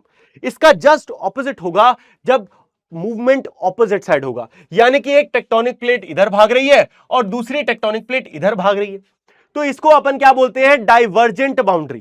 क्या बोलते हैं, डाइवर्जेंट बाउंड्री। प्लेट्स एक दूसरे से दूर भागने लगी हैं, दूर भागेंगी तो क्या होगा, जो मैग्मा है, जो मैग्मा यानी कि लावा है अर्थ के अंदर का, वो मेंटल लेयर से निकल के बाहर आने लगेगा, और जब वो बाहर आएगा तो नई क्रस्ट बनाएगा जिसे हम मिड ओशियानिक रिजेस कहते हैं। अरे आदि भैया ये मिड ओशियानिक रिज क्या होता है, ये थोड़ा सा समझ नहीं आया, देख इधर देख, इस वाले डायग्राम से समझ में आएगा। होता क्या है, मान लो कि ये पूरा का पूरा क्या है, ओशन है, ओशन के अंदर ही ये देखने को मिलता है। मान लो ये इधर भी ओशन है, इधर भी ओशन है, और इस पूरे ओशन के बीच में क्या था, एक टेक्टोनिक प्लेट की बाउंड्री थी। अब यह ओशन था बढ़िया अच्छा खासा, ये टेक्टोनिक प्लेट की बाउंड्री ने सोचा कि चलो यार दूर खिसक जाती हूं, मतलब सोचा कैसे होगा, यहां पे बहुत सारा मूवमेंट हो रहा होगा तो ये थोड़ा दूर खिसक गई। अब जब ये थोड़ा दूर खिसकी तो ये गर्मा गर्म मैग्मा बाहर निकला, और जब ये बाहर निकला तो एकदम से ऊपर आते ही ठंडा हो गया, क्योंकि इसको तो पता ही नहीं था ऊपर समुद्र है। ये मस्त आ रहा है, ढू ढू ढू, अरे I am under the water, ये तो पानी के अंदर आ गया। तो क्या आता है, पानी के अंदर आते ही मैग्मा यानी कि लावा ठंडा होकर पत्थर बन जाएगा, और ये पत्थर बन गया, ओ अटक गया अटक गया। अब क्या होगा, अब क्या होगा, अब नया पत्थर, अब नया मैग्मा आ रहा है नीचे से, क्योंकि भाई मैग्मा तो नीचे से आता जा रहा है, प्लेट खिसक रही है, मैग्मा आ रहा है, प्लेट खिसक रही है, मैग्मा आ रहा है। अगला मैग्मा आया, उसको भी नहीं पता है कि ऊपर पानी है, वो आ रहा है, उसने पिछले वाले मैग्मा पत्थर को तोड़ा बक और इधर उधर खिसका दिया, पुराना वाला मैग्मा इधर खिसक गया। अब इधर आया नया मैग्मा, डुक डुक डुक डुक, सेम प्रोसेस, अरे I am under the water, पत्थर बन गया। तो क्या हो रहा है, बार बार नया मैग्मा आ रहा है, पत्थर बन जा रहा है, नया मैग्मा आ रहा है, पत्थर बन जा रहा है, और पुराने वाले को साइड खिसका दे रहा है, साइड खिसका दे रहा है, साइड खिसका दे रहा है। इससे क्या हो रहा है, लगातार यहां पे जमीन जो है बढ़ती जा रही है, बढ़ती जा रही है, बढ़ती जा रही है, बढ़ती जा रही है। लेकिन ये इतना धीरे होता है ना कि मतलब एक साल में 4 या 5 सेंटीमीटर हो जाए तो बहुत बड़ी बात है, इतना स्लो होता है, ये इतना स्लो प्रोसेस है। ठीक है, समझ में आया। यहां पे स्टेप्स भी लिख दिए हैं भाई। जेमिनाई तो क्या ही नोट्स बनाता है ना, ये सारे विजुअलाइजेशन के लिए जेमिनाई यूज किया है। तुम लोगों को भी अगर कोई भी इशू आता है विजुअलाइजेशन में, स्पेसिफिकली ज्योग्राफी में, तो आप यूज कर सकते हो जेमिनाई का। एकदम सिंपल लैंग्वेज में उसको बोलो कि भाई मेरे को ये जनरेट करके देने का, मेरे को ये फटाफट दिखा देगा वीडियो, तो वो कर देगा और अपने को विजुअलाइजेशन हो जाएगा। ठीक है, 4 स्टेप लिखे हैं, समझ जाना। अब आओ, क्या होता है, ये डाइवर्जेंट बाउंड्री में प्लेट्स मूव करती हैं, मैग्मा राइज करता है मेंटल से, नई क्रस्ट बनती है, और जिससे मिड ओशियानिक रिज, अरे हाँ ये बात तो रह गई, इसी लाइन को, ये पूरा जहां पे नया लैंड बनता रहता है अर्थ का, इसी को कहते हैं हम मिड ओशियानिक रिज, मॉक। ठीक है, क्लियर हुआ, मिड ओशियानिक रिज क्लियर हुआ। चल बेटा अब बढ़े आगे, बढ़ते हैं। अब आया तीसरा केस, मूवमेंट ऐसे हो गया, ऐसे हो गया। अब कौन सा मूवमेंट बचा दी भैया, अब मूवमेंट बचा कैसे, ऐसे ऐसे, ट्रांसफॉर्म बोले तो एक उधर एक इधर, एक उधर एक इधर, ट्रांसफॉर्म हो गया। अब इससे क्या होगा, जो प्लेट्स हैं वो स्लाइड करेंगी हॉरिजॉन्टली एक दूसरे के अराउंड। अब हॉरिजॉन्टल मूवमेंट देखने को मिल रहा है, एक उधर जा रही है, एक इधर जा रही है। अरे ये क्या है, बहुत देर से आ रहा है, हट बे, बदतमीज, हटा दिया दोस्तों, डिस्टर्ब कर रहा था, तुम लोगों को बताना चाहिए था यार आदि भैया को। आप देखो इसमें क्या होता है भैया, ना तो कोई क्रस्ट बनती है और ना ही कोई क्रस्ट डिस्ट्रॉय होती है, तो ना कुछ बना और ना कुछ टूटा। तो आखिर हुआ क्या, हुआ ये कि भैया इससे अर्थक्वेक आ डाला, इससे क्या हुआ, अर्थक्वेक आ गया, और इससे ही कई बार फॉल्ट लाइन बन जाती है। तो देखो सैन एंड्रियास फॉल्ट यूएस में पूरी धरती में एक बहुत बड़ा फॉल्ट बन गया है, बहुत बड़ा, मतलब देखने को मिलता है जमीन वहां पे टियर अपार्ट हो गई है। क्यों, क्योंकि 2 टेक्टोनिक प्लेट्स ऐसे शू करके मूव कर गई। अब मूव करेंगी तो भैया इधर वाला जो पूरा एरिया है ये क्या हो जाएगा, ये तो खाली रह जाएगा ना, यही फॉल्ट बन जाता है। ठीक है, समझ में आया। चल बेटा अब इसको तुम्हें और दिखाता हूं। अब देख, अब क्या है, प्लेट टेक्टोनिक्स अपन ने ये ट्रांसफॉर्म बाउंड्री के बारे में पढ़ लिया। अब हम बात करते हैं plate tectonics and earth surface. जो मैंने प्लेट टेक्टोनिक्स की थ्योरी बताई थी, अब उसको तुम समराइज कर सकते हो सेम लैंग्वेज में कि प्लेट टेक्टोनिक्स जो होती हैं, या टेक्टोनिक प्लेट्स कह सकते हो, उल्टा सीधा सीधा उल्टा सब एक बात है। ये एक बड़ा मेजर रोल प्ले करती हैं, मेजर रोल प्ले करती हैं हमारे अर्थ को शेप करने में। क्योंकि अभी जस्ट हमने देखा कि कैसे माउंटेन्स फॉर्म हो रहे थे जब दो टेक्टोनिक प्लेट्स एक दूसरे की तरफ बढ़ गई, जिसे हम कन्वर्जेंट बाउंड्री कहते हैं, जिसकी वजह से हमें क्या देखने को मिला, जिसकी वजह से हमें पहाड़, फोल्ड माउंटेन्स, हिमालयाज बनते हुए देखने को मिल गए। ठीक है, तो हमें पता चल गया माउंटेन्स कैसे बनते हैं। उसके बाद हमें पता चला वैलीज। अभी हमें वैलीज और ओशन बेसिन्स का नहीं पता, लेकिन वोल्केनोज, अर्थक्वेक का पता चला। हमारे अर्थ के अंदर से जब मैग्मा राइज कर जाता है तो वोल्केनो आता है। उसके बाद जब हमने ट्रांसफॉर्म बाउंड्री देखी तो हमने देखा कि अर्थक्वेक आ जाता है। टेक्टोनिक प्लेट्स की जहां बाउंड्री है या टेक्टोनिक प्लेट्स जब मूव करें तब अर्थक्वेक आ जाता है। तो भाई हमारे अर्थ पे जितने भी मेजर चीजें हो रही हैं अर्थ के सरफेस पे, उसकी रिस्पॉन्सिबिलिटी कहां से हो रही है? अर्थ की टेक्टोनिक प्लेट से। ये टेक्टोनिक प्लेट्स एक बहुत ज्यादा इंपॉर्टेंट रोल प्ले करती हैं हमारे अर्थ की ज्योग्राफी में। बोलो समझ में आ रहा है? आ रहा है। अब देखो भैया, प्लेट टेक्टोनिक और अर्थ की थ्योरी लास्ट में ये समझाती है, it also explains the distribution of content. हमें यह भी पता चलता है कि अर्थ पे जो कॉन्टिनेंट्स हैं वो कैसे डिस्ट्रीब्यूट हुए हैं। आदि भैया अब आप सही सही बताओ कैसे समझाता है? देखो बता दो यार, अभी पल्ले नहीं पड़ा। देख, एनसीईआरटी से ऊपर हटके एक बात बताऊं, छोटी सी, 1 मिनट लूंगा, एनसीईआरटी से ऊपर का टॉपिक बताऊंगा। देख भाई ध्यान से देखना, ये जो हमारी प्लेट टेक्टोनिक थ्योरी है, क्या है? प्लेट टेक्टोनिक की जो थ्योरी है, ये थ्योरी कहां से आई है? ये थ्योरी के पीछे दोस्तों बड़ी बड़ी चोरियां हुई हैं। चोरियां यानी कि चोरी मजाक कर रहा हूं, बेसिकली ये थ्योरी बनाने के लिए इस व्यक्ति ने पहले की 3 थ्योरी का इस्तेमाल करा। इसने क्या करा? 3 थ्योरी पहले बनी थी। एक थ्योरी थी जिसका नाम था continental drift theory. Continental drift theory ये क्या कहती थी? ये थ्योरी ये कहती थी कि पहले पूरा का पूरा जो अर्थ था उस पे एक ही कॉन्टिनेंट था, जिसको अपन क्या कहते थे? पैंगिया। ठीक है, स्पेलिंग ऊपर नीचे हो सकती है, देख लेना। और उसके बाद जो एक ही ओशन था जिसको अपन क्या कहते थे? पैंथालासा। ठीक है, स्पेलिंग देख लेना। अब हुआ क्या कि भैया हमारे अर्थ पे, पूरे अर्थ पे एक ही कॉन्टिनेंट था और पूरा पानी था। तो क्या हुआ? फिर धीरे धीरे टेक्टोनिक प्लेट्स का मूवमेंट हुआ और वो टूट टूट के इधर से उधर जाने लगे और आज हमारा अर्थ ऐसा बन गया। लेकिन ये बेचारा मतलब वेगनर साहब थे जिन्होंने कॉन्टिनेंटल ड्रिफ्ट थ्योरी दी थी। ठीक है, वेगनर साहब थे, एल्फ्रेड वेगनर। वेगनर ये नहीं बता पाया कि आखिर ऐसा हो क्यों रहा था, क्योंकि उसको ये नहीं पता था टेक्टोनिक प्लेट्स और ये सब क्या होता है। उसको बस ये पता था कि अर्थ जो है हमारा पहले एक था। अच्छा, उसके बाद क्या हुआ? ऐसी एक थ्योरी और आई। एक थ्योरी और क्या कहती थी? वो कहती थी जिसको हम कहते हैं SST, सी फ्लोर की स्प्रेडिंग थ्योरी। यानी कि एक व्यक्ति ने ये, दो दोस्तों ने ये पता लगाया, 2 साइंटिस्टों ने, कि हमारे अर्थ के अंदर जितने भी ओशन है ना, उनमें से कुछ ओशन है जिसके अंदर का जो जमीन है वो बढ़ रही है। अब उन्होंने पता लगाया कैसे बढ़ रही है, तब उन्होंने वो कॉन्सेप्ट दिया मिड ओशियानिक रिज का, जो अभी हमने पढ़ा कि ओशन के अंदर क्या हो रहा है? ओशन के अंदर लावा बाहर निकल रहा है और वो बार बार जमीन को बढ़ा रहा है और बढ़ा रहा है और बढ़ा रहा है और बढ़ा रहा है, हमारी क्रस्ट बढ़ती जा रही है। तो मिड ओशियानिक रिज का कॉन्सेप्ट यहां से आया। लेकिन ये भी प्रॉपर्ली एक्सप्लेन नहीं कर पाया कि ऐसा हो क्यों रहा है, जबकि मतलब ये नहीं बता पाया कि ऐसा जो टेक्टोनिक प्लेट्स है वो दूर क्यों खिसक रही है, खिसक क्यों नहीं है। तो भाई एक और थ्योरी आई। एक और थ्योरी थी ऐसी जिसको अपन कहते हैं कन्वेंशन करंट थ्योरी, CCT।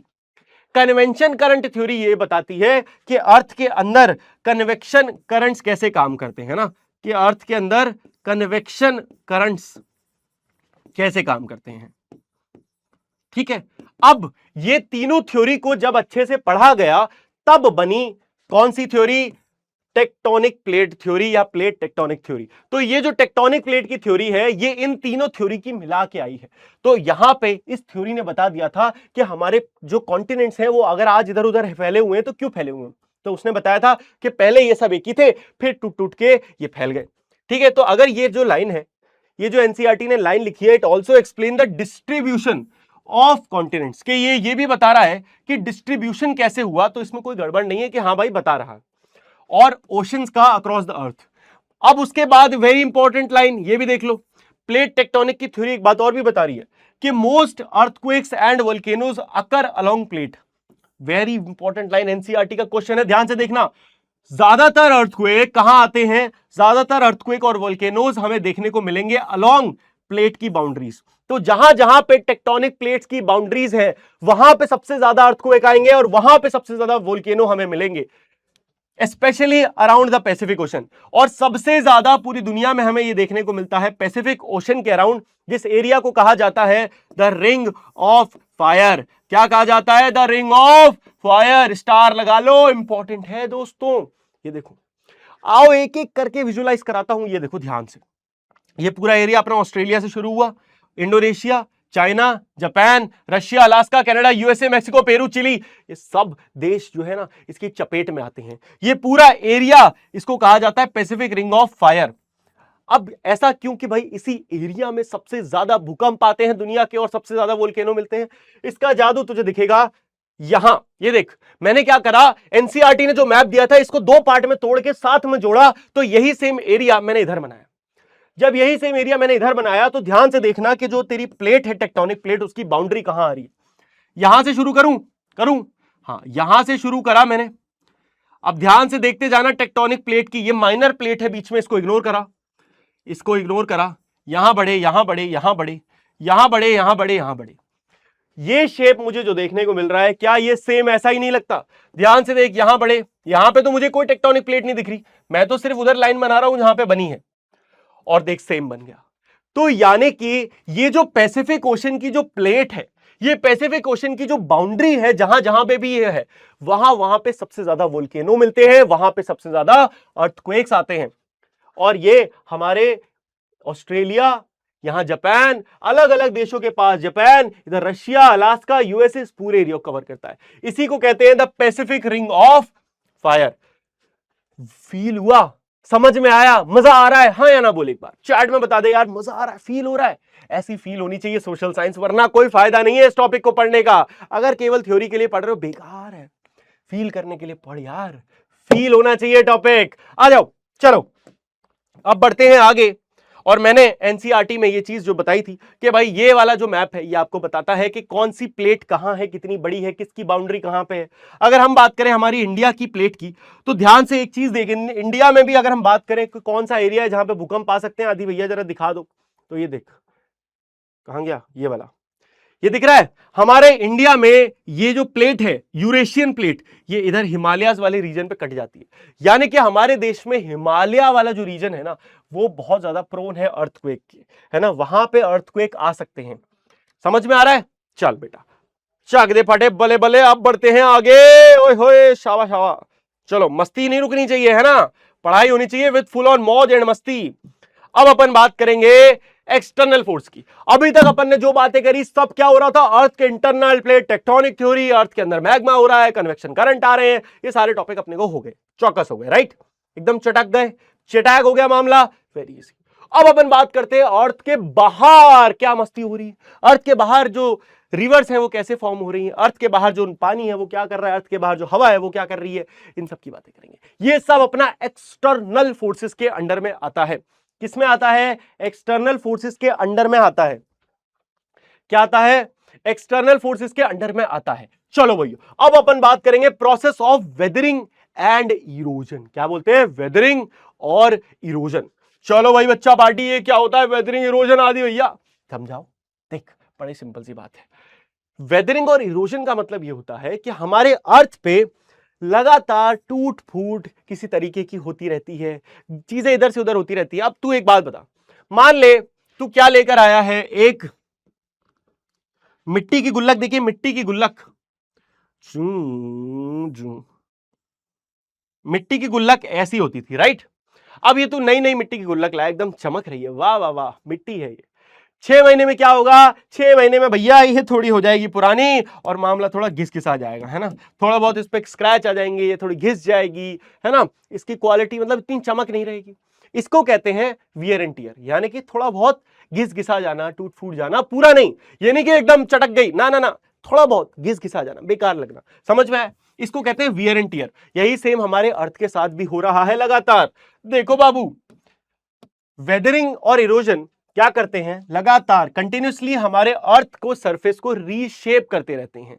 ये साथ में काम करते हैं, जिससे क्या होता है कि माउंटेन्स जो है भाई वो घिसते घिसाते, वियर डाउन, यानी कि थोड़ा बहुत उनकी हाइट को कम हो जाना, वियर डाउन होता रहता है। उसके बाद वैलीज का बन जाना, वैलीज बनती हैं इन प्रोसेस की वजह से, प्लेन्स का बन जाना, कहीं पे प्लेन्स होते हैं इनकी वजह से, और केव्स का बनना, क्लिफ का बनना, रिवर का बनना, रिवर डेल्टा का बनना, ये सब इनकी वजह से होता है। अभी हम बड़े आसानी से, बहुत मस्ती के साथ और बहुत डिटेल में ये पढ़ेंगे कि आखिर ये सब करता कैसे, ये सब बनता कैसे है। चलो बात करें। चलो सबसे पहले लेट्स टॉक अबाउट वेदरिंग। क्या होता है वेदरिंग? देखो भैया, वेदरिंग मतलब किसी भी चीज का टूटना उसी सेम जगह पे। Very simple. फॉर एग्जाम्पल, यहां पे कुछ पत्थर थे, यहां पे कुछ पत्थर थे, इन पत्थरों पे रोज धूप पड़ती थी और रात में ठंड आ जाती थी, रोज धूप पड़ती थी, रात में ठंड, रोज धूप, रात में ठंड, सुबह में धूप, रात में ठंड, जिस वजह से क्या हुआ, ये पत्थर वहीं का वहीं टूट गया। अरे भैया, गर्मी इतनी हो रही है, आदमी टूट जाए, तुम्हें लगता है पत्थर नहीं टूटेगा? पत्थर भी टूट जाते हैं भाई, पत्थर भी टूट गया। अब ये टूट के कहीं गया नहीं है, बस टूट के यहीं पड़ा हुआ है। इस प्रोसेस को कहते हैं वेदरिंग। Weathering means breaking. क्या लिखा है? Weathering is the process of breaking rocks, पत्थर का टूटना, into smaller pieces on the earth surface, हमारे अर्थ के सरफेस पे छोटे छोटे पीस में टूट जाना, इसे कहते हैं वेदरिंग। अब इसमें मूवमेंट नहीं आता, अगर ये मूव हो गया तो वो डिफरेंट प्रोसेस है। अगर ये टूटा हुआ पत्थर कहीं इधर से उधर चला जा रहा है, वो अलग प्रोसेस है, उसका कुछ और नाम है जो आप अगला ही पढ़ेंगे, लेकिन इसको कहते हैं वेदरिंग। इंपॉर्टेंस क्या है? वेदरिंग भैया सॉइल के बनने में हेल्प करता है। तुम्हें क्या लगता है मिट्टी कहां से आती है भाई? बड़े बड़े पत्थर के जब टुकड़े होते हैं, छोटे छोटे टुकड़े और छोटा और छोटा, और वो इतना सा एक मिट्टी का दाना बन जाता है, सैंड। ये सारी चीजें क्या है? बहुत बड़े पत्थर के छोटे छोटे दाने ही तो है, इसीलिए सॉइल फॉर्मेशन में हेल्प होती है। ये क्या करता है? रॉक्स को स्मॉलर पार्टिकल्स में तोड़ता है और एक बहुत मेजर रोल प्ले करता है हमारे अर्थ के सरफेस होने में, हमारा अर्थ का सरफेस जैसा हमें दिखता है। वेदरिंग तीन तरह की हो सकती है, तीन वजह से कह सकते हैं हम, तीन वजह से वेदरिंग होती है। पहला फिजिकल वेदरिंग, है ना, कुछ फिजिकल मामला उस पर अटैक कर रहा है। फॉर एग्जांपल, फिजिकल क्या हो सकता है? टेम्परेचर हो सकता है। टेम्परेचर मतलब वही सेम बात, सुबह धूप पड़ रही है, दिन में गर्मी, रात में ठंड हो जा रही है, तो बार बार अगर किसी का टेम्परेचर चेंज होगा तो वो टूट जाएगा। दूसरा फ्रॉस्ट एक्शन। फ्रॉस्ट एक्शन बोले तो किसी चीज को जमा दो, एकदम जमा दो, तो भी वो टूट सकती है। और तीसरा है हवा। हवा भी तोड़ती है भाई, हवा को तुम हल्का मत समझना, बहुत तगड़ी होती है हवा। ये देखो, तो रॉक्स जो है ब्रेक होते हैं into smaller pieces without changing their chemical composition, मतलब उनका कोई केमिकल कॉम्पोजिशन नहीं बदलता है, सेम ही रहेगा पत्थर, बस वो टूट गया फिजिकली, तो फिजिकल। दूसरा है केमिकल वेदरिंग। केमिकल वेदरिंग मतलब जब रॉक्स टूटे लेकिन उनका टूटने के बाद जो केमिकल मतलब उनके अंदर का जो क्या बोलते हैं, केमिकल क्या बोलते हैं, कॉम्पोजिशन। हाँ, ये शब्द नहीं याद आ रहा था यार, कॉम्पोजिशन। तो उनके अंदर का जब केमिकल कॉम्पोजिशन अगर बदल जाए, देन वो क्या है, केमिकल वेदरिंग में आता है। किसकी वजह से हो सकता है? पानी की वजह से, एयर की वजह से, एसिड की वजह से। अब फॉर एग्जाम्पल देखो, फॉर एग्जाम्पल क्या होता है, जब बारिश होती है, बारिश में क्या होता है, एसिड होता है। सुना है ना, बारिश में थोड़ा सा एसिड होता है, वो बहुत हल्का होता है इसलिए हमें फील नहीं होता, लेकिन वो हल्का एसिड अगर लगातार जमीन पे गिरता रहता है, पत्थरों पे गिरता रहता है सालों तक, तो क्या करता है, वो कई बार दरार ला देता है, कई बार वो पूरे के पूरे जमीन को पिघला भी देता है। इतना भयंकर होता है ये केमिकल वेदरिंग। और तीसरा है बायोलॉजिकल। तुमने अक्सर देखा होगा कि ऐसे जो पेड़ों की जड़ होती है ना, कई बार ये पत्थर को तोड़ देती हैं, कई बार ये जमीन के अंदर से एकदम मतलब बहुत स्ट्रांग बन जाती हैं, जमीन के अंदर अंदर लेंटर वेंटर, मतलब जो पूरा जमीन के अंदर नींव रखी होती है ना, नींव टूट जाती है। इसीलिए कई बार बड़े बड़े पेड़ों को बिल्डिंग से दूर हटके बनाया जाता है, क्योंकि इनकी जो जड़ है उसमें बहुत पावर है। इसके अलावा जानवर भी, कभी कभी जानवर भी जमीन के अंदर जब गड्ढा बनाते हैं तो वो छोटे छोटे पत्थरों को तोड़ देते हैं, तो वो भी भाई ब्रेकिंग हुई, तो ब्रेकिंग हुई तो वेदरिंग हुई। Hence caused by plants, animals and micro organisms. इसका एग्जांपल क्या है कि प्लांट्स की जो रूट्स हैं जब वो बड़ी हों, क्रैक कर दें और पत्थरों को 2 पार्ट में, 3 पार्ट में, 100 पार्ट में तोड़ दें छोटे छोटे, तो इसको कहते हैं बायोलॉजिकल वेदरिंग। चौकस हो रहा है मामला यहां तक, तो आगे बढ़े। चलो भाई, अब बात करते हैं इरोजन। मैंने कहा था कि अगर ब्रेकिंग के बाद वो मूवमेंट हो जाए तो क्या है वो दूसरा पार्ट है, उसे कहते हैं इरोजन। वही ये आ गया इरोजन। तो इरोजन क्या प्रोसेस है? Wearing away and transporting soil, यानी कि वो जो छोटे छोटे पीस टूटे हैं, एक बड़े पत्थर से जो छोटे छोटे पीस टूटे हैं, उनका कहीं और ट्रांसपोर्ट हो जाना किसी चीज की वजह से, उसको कहते हैं इरोजन। अब देखो, इरोजन किसकी वजह से हो सकता है? इरोजन आपका विंड कर सकती है ना, विंड हवा उड़ा के ले जाए छोटे छोटे कंकड़ों को। उसके अलावा वाटर कर सकता है ना, पानी आया ले जाए, और भी बहुत सारी चीजें होती हैं, अभी हम देखते हैं कौन कौन कर सकता है। लेकिन इरोजन का फॉर्मूला याद रखना, इरोजन में क्या होता है, ब्रेकिंग के साथ साथ मूवमेंट होता है। मेन है इरोजन में मूवमेंट। इरोजन में आपका वेदरिंग मतलब ब्रेकिंग और मूवमेंट मतलब इरोजन, है ना। समझ में आया? समझ में आ रहा है? बहुत सॉर्टेड है भाई, बहुत सॉर्टेड है, बढ़िया चल रहा है। अब 4 वजह से आपका इरोजन देखने को मिलता है। पहला इरोजन हो सकता है आपका कोस्टल की वजह से, या फिर पहला ये छोड़ो, पहला ये देखो, वाटर इरोजन। भाई सिंपल सी बात है, नदियों में पानी होता है, बारिश में पानी होता है, और ओशन में पानी होता है। ये सब क्या कर सकते हैं, ये सब लगातार चलते चलते चलते चलते अपने साथ मिट्टी को बहा ले जा सकते हैं, या फिर छोटे छोटे पार्टिकल्स जो वेदर हुए हैं उनको बहा ले जाएंगे, कहीं और जाके छोड़ देंगे। तो ये इरोजन हो गया। दूसरा क्या हो सकता है, विंड इरोजन। भाई विंड क्या करेगी, हवा अपने साथ छोटे छोटे कंकड़ों को जो टूटे हैं उनको उड़ा के ले जाके कहीं और छोड़ देगी, ये विंड इरोजन हो गया। कोस्टल इरोजन की बात करें तो जहां पे सी वेव्स होती हैं, समुद्र की जो वेव्स होती हैं, वो जो कोस्ट होता है एकदम बगल वाला एरिया समुद्र के, उसमें कई बार छेद कर देती हैं, गड्ढे कर देती हैं, तो वो भी क्या है, कोस्टल इरोजन है।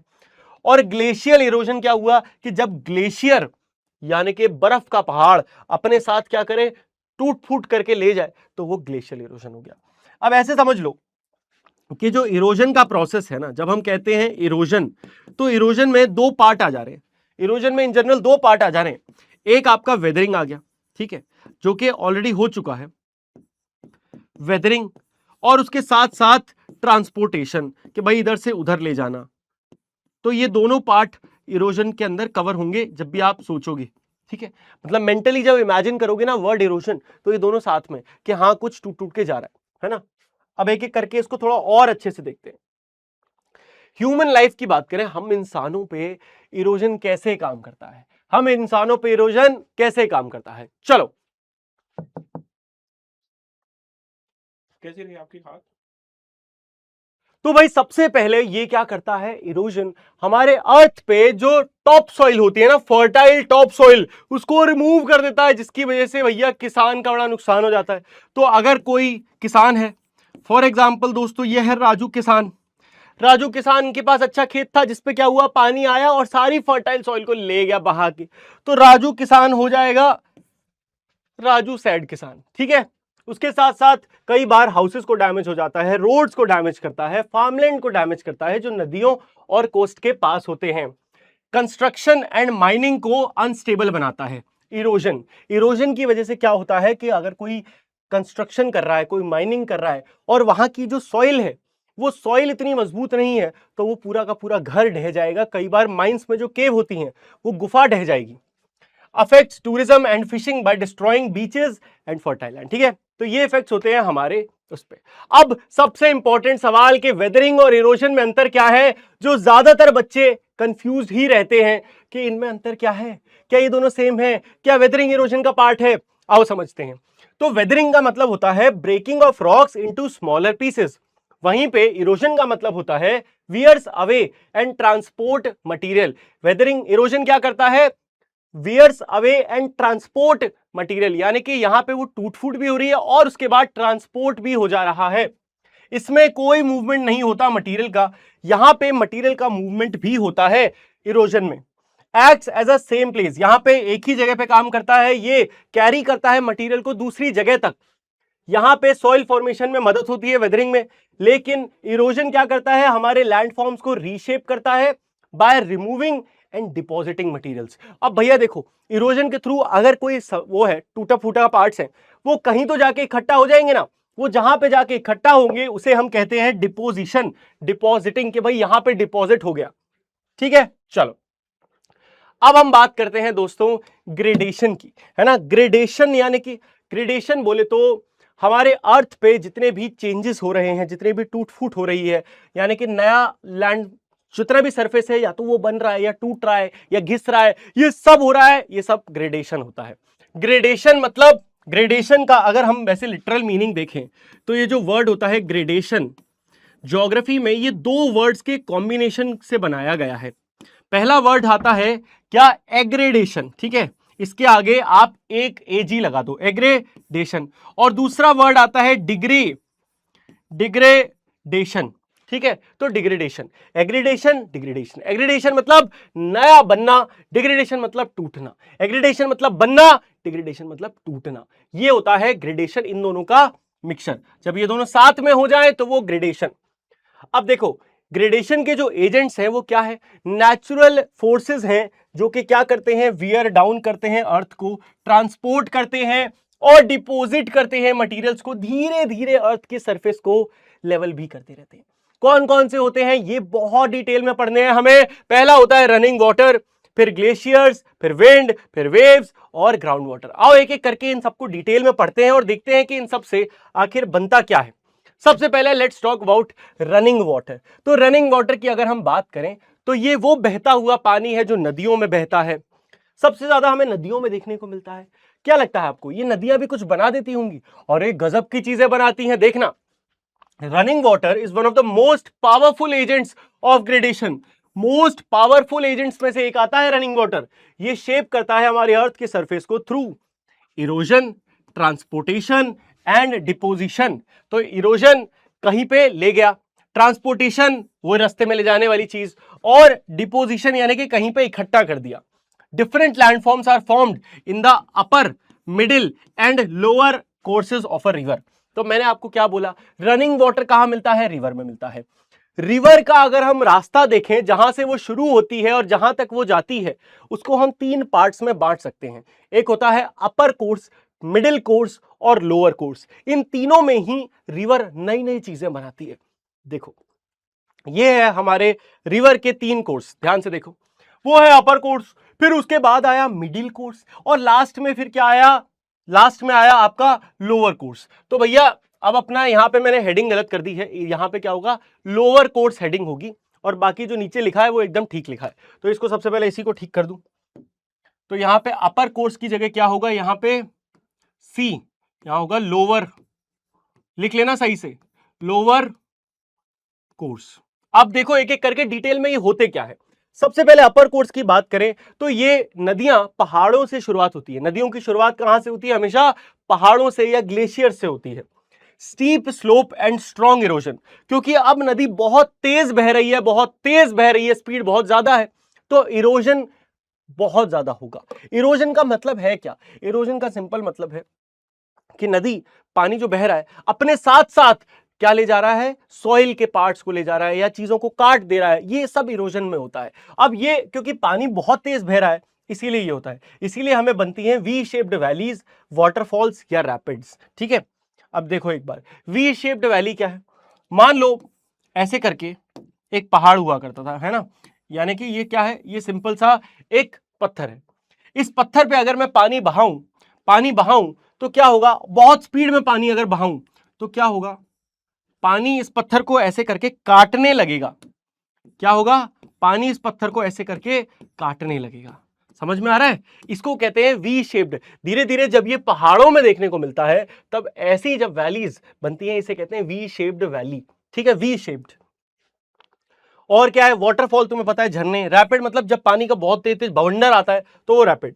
अब मिडिल कोर्स की बात करें, मिडिल कोर्स वो होता है जहां पे रिवर जो है धीरे, थोड़ा धीरे फ्लो करती है। यहां पे जो इरोजन देखने को मिलता है वो लेटरल होता है और डिपोजिशन भी यहां पे देखने को मिलता है, यानी कि यहां से जो सेडिमेंट्स, यहां से जो पार्टिकल्स लेकर आ रही है नदी, वो यहां पे लाके कई बार इकट्ठा करना शुरू कर देती है इधर से उधर, वो यहीं रह जाते हैं और फिर पानी आगे निकल जाता है। समझ में आया? इसीलिए इस मिडिल कोर्स में हमें देखने को मिलते हैं क्या, meanders, oxbow lakes, flood plains, ये सारी चीजें। Meander, oxbow lake, flood plain, ये क्या होता है अभी बताऊंगा।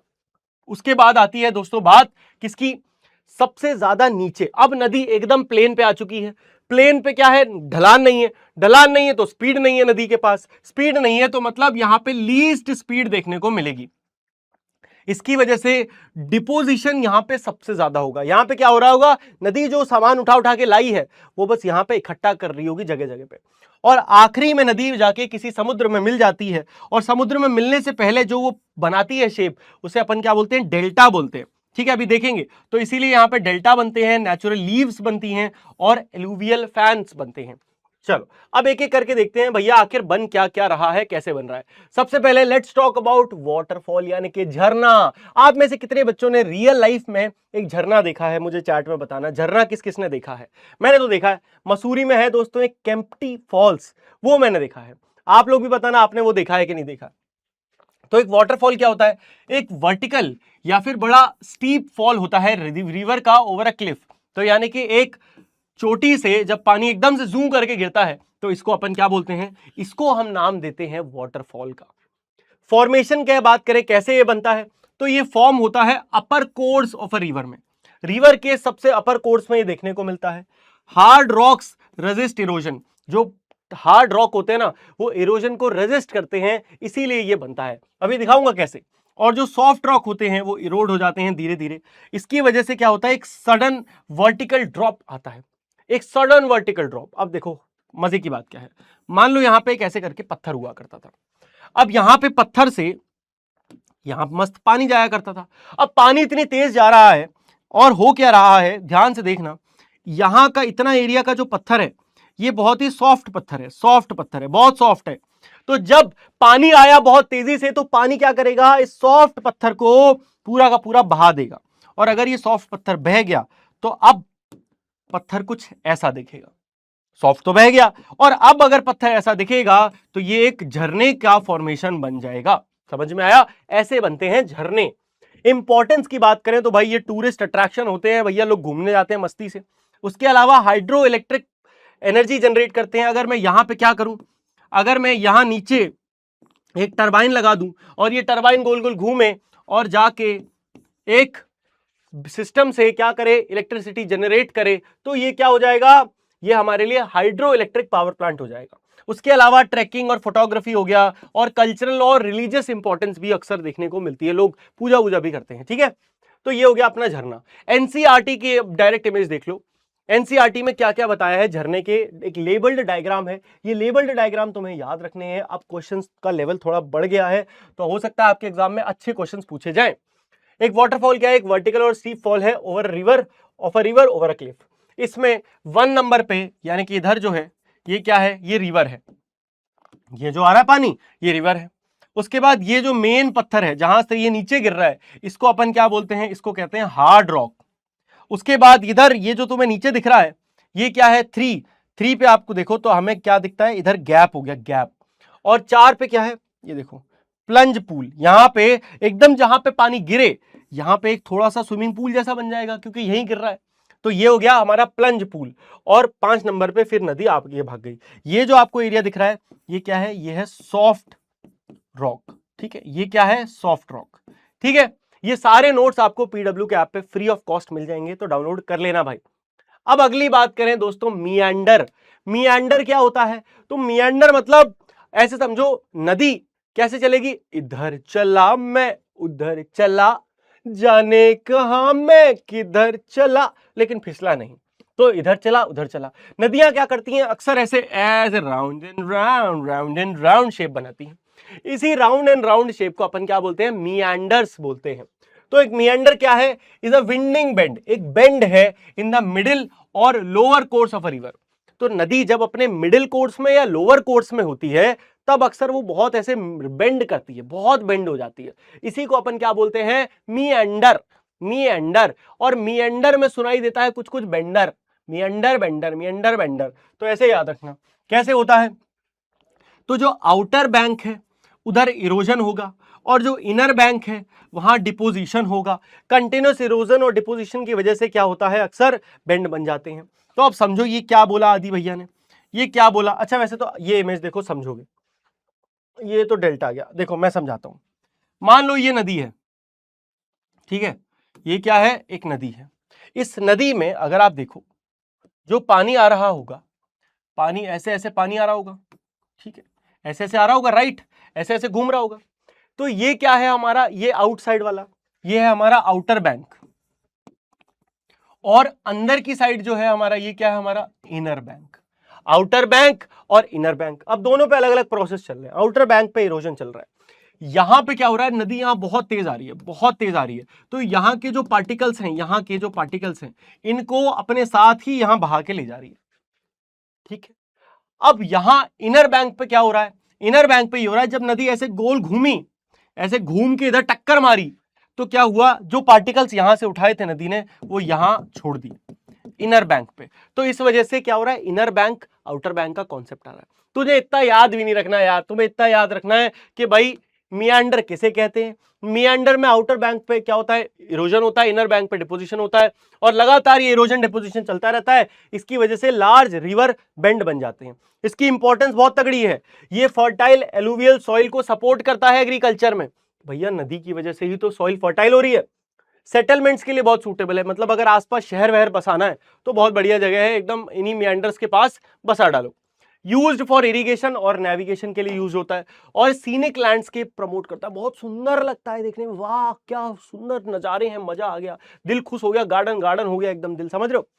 अब बात करते हैं डेल्टा की। डेल्टा बोले तो क्या होता है बिड़ू, डेल्टा बोले तो कि जब नदी जाके पानी में मिलती है तो एक ट्रायंगुलर शेप बनाती है कुछ ऐसे। एक तो देखो कलर एकदम लल्लू है, तो कुछ ऐसा शेप मिला। इस शेप में क्या हो रहा है, नदी आ रही थी लेकिन नदी जाके आगे फैल गई। यहां देखो रियल लाइफ में भी दिख रहा है डेल्टा, कैसे ऐसे दिख रहा है डेल्टा, यहां से पतली नदी आ रही है, इधर डेल्टा बन गया नीचे।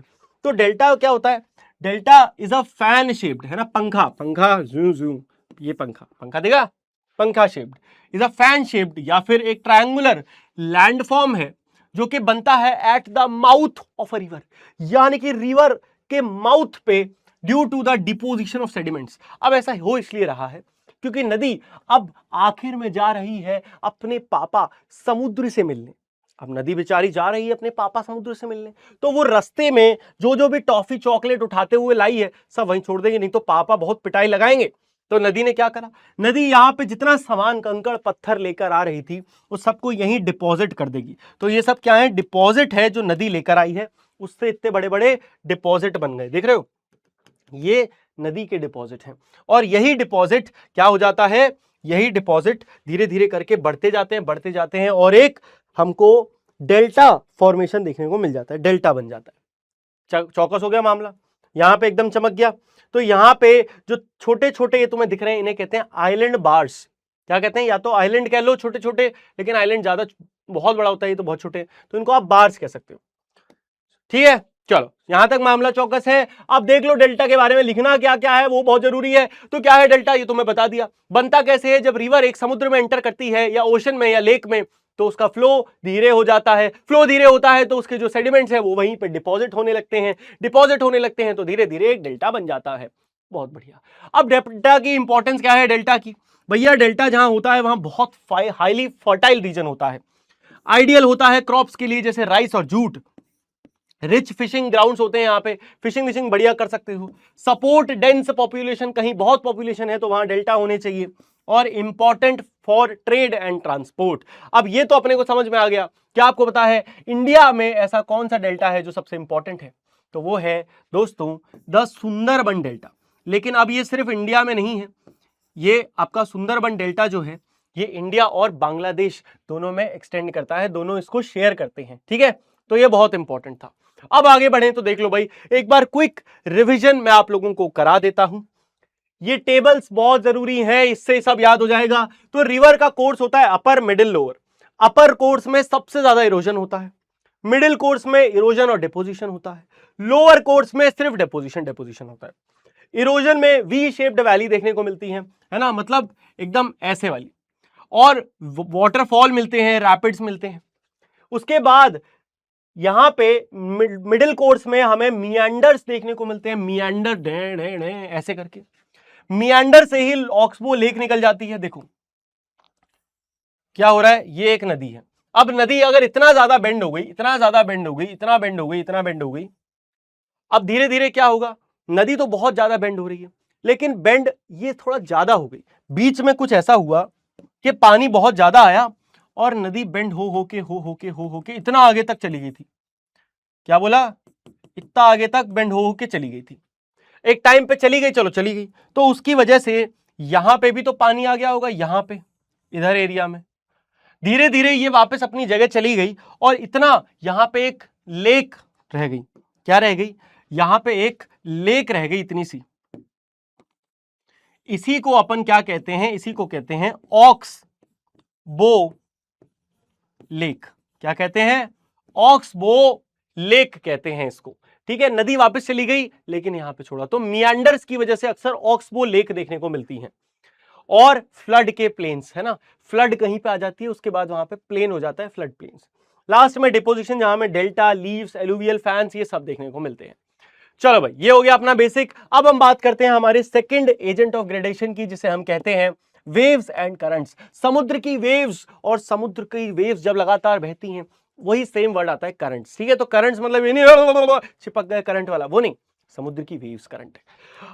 अब देखो बच्चा पार्टी, वेव्स और ओशन करंट जो है लगातार कोस्टल रीजन को, कोस्ट बोले तो जो समुद्र से जुड़ा हुआ लैंड है वो क्या है, कोस्टल लैंड है। कोस्ट है समुद्र का किनारा, समुद्र का तट, कोस्ट है। तो भैया they create land forms through erosion and deposition. Erosion और डिपोजिशन, इरोजन मतलब किसी चीज को बहा के ले जाना, डिपोजिशन मतलब उसको वहां पे इकट्ठा कर देके छोड़ देना। इन दोनों प्रोसेस की मदद से बहुत खतरनाक कारनामे कर दिखाती है। जैसे कि भैया बीच बन जाते हैं, बीच। बीच कैसे बनता है, ऐसे ही समुद्र की वजह से बीच बनता है। बीच क्या होता है यार, देखो मैं तो आज तक बीच गया नहीं हूं, मन बहुत है मेरा गोवा वाले बीच पे बढ़िया जाने का, या फिर अंडमान बीच पे जाने का। आप में से कितने लोग बीच पे गए हो, एक बार मुझे बताना जरूर। तो बीच क्या होता है, एक बीच एक लैंडफॉर्म है जो कि सैंड से बना है, पेबल से बना है और रॉक से बना है, जो कि डिपॉजिट हुआ है, किसने करा है, समुद्र ने। तो समुद्र में जितना भी सैंड है, समुद्र लाके कोस्ट पे छोड़ती रहती है, और धीरे धीरे करके सालों साल में वो इकट्ठा हो जाता है, और हेंस हमें एक बीच का फॉर्मेशन देखने को मिलता है। इसे हम क्या कहते हैं, बीच कहते हैं। फॉर्मेशन कैसे हुआ, डिपोजिशन हुआ लगातार सेडिमेंट्स का, जो किसने करा, वेव्स ने करा, टाइड्स ने करा, करंट्स ने करा, इन्होंने करा। इससे क्या हुआ, ये बीच बन गया। इंपॉर्टेंस क्या है, टूरिस्ट डेस्टिनेशन देखो सबकी इंपॉर्टेंस है, फिशिंग को सपोर्ट करता है, source of sand and shells है, एंड प्रोटेक्ट करता है कोस्ट को इरोजन से। अब देखो इसके पार्ट्स क्या है। नंबर 1 पे ये तुम्हें बीच दिख रहा है, नंबर 2 पे इसे कहते हैं बे, है ना। ये नंबर 2 पे यहां पे क्या दिख रहा है, बे दिख रहा है। नंबर 3 ये पूरा सी है। नंबर 4 आपका हेडलैंड है, ये जो बीच में जमीन थोड़ा बाहर को आती है, इसे कहते हैं हेडलैंड।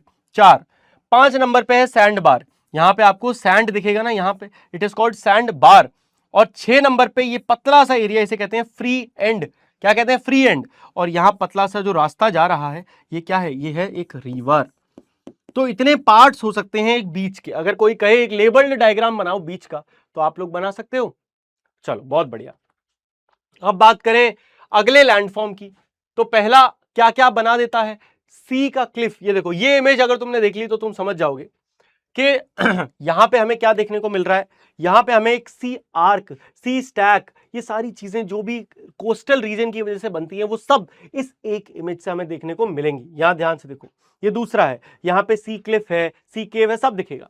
तो पहले देख लो, सी क्लिफ बोले तो एक पतला, एक steep rock face formed as waves erode the base of the coast. तो सी क्लिफ का मतलब क्या होता है, ये देखो, ये दिख रहा है तुम्हें, ये एकदम बीच में, ये है क्लिफ यानी कि किनारा। सी का क्लिफ यानी कि सी का ओ, इस पत्थर का किनारा। तो ये जो किनारा है, इसको अपन क्या बोल रहे हैं, क्लिफ बोल रहे हैं, सी क्लिफ। उसके बाद wave cut platform, flat Rocky surface left behind after the cliffs retreat.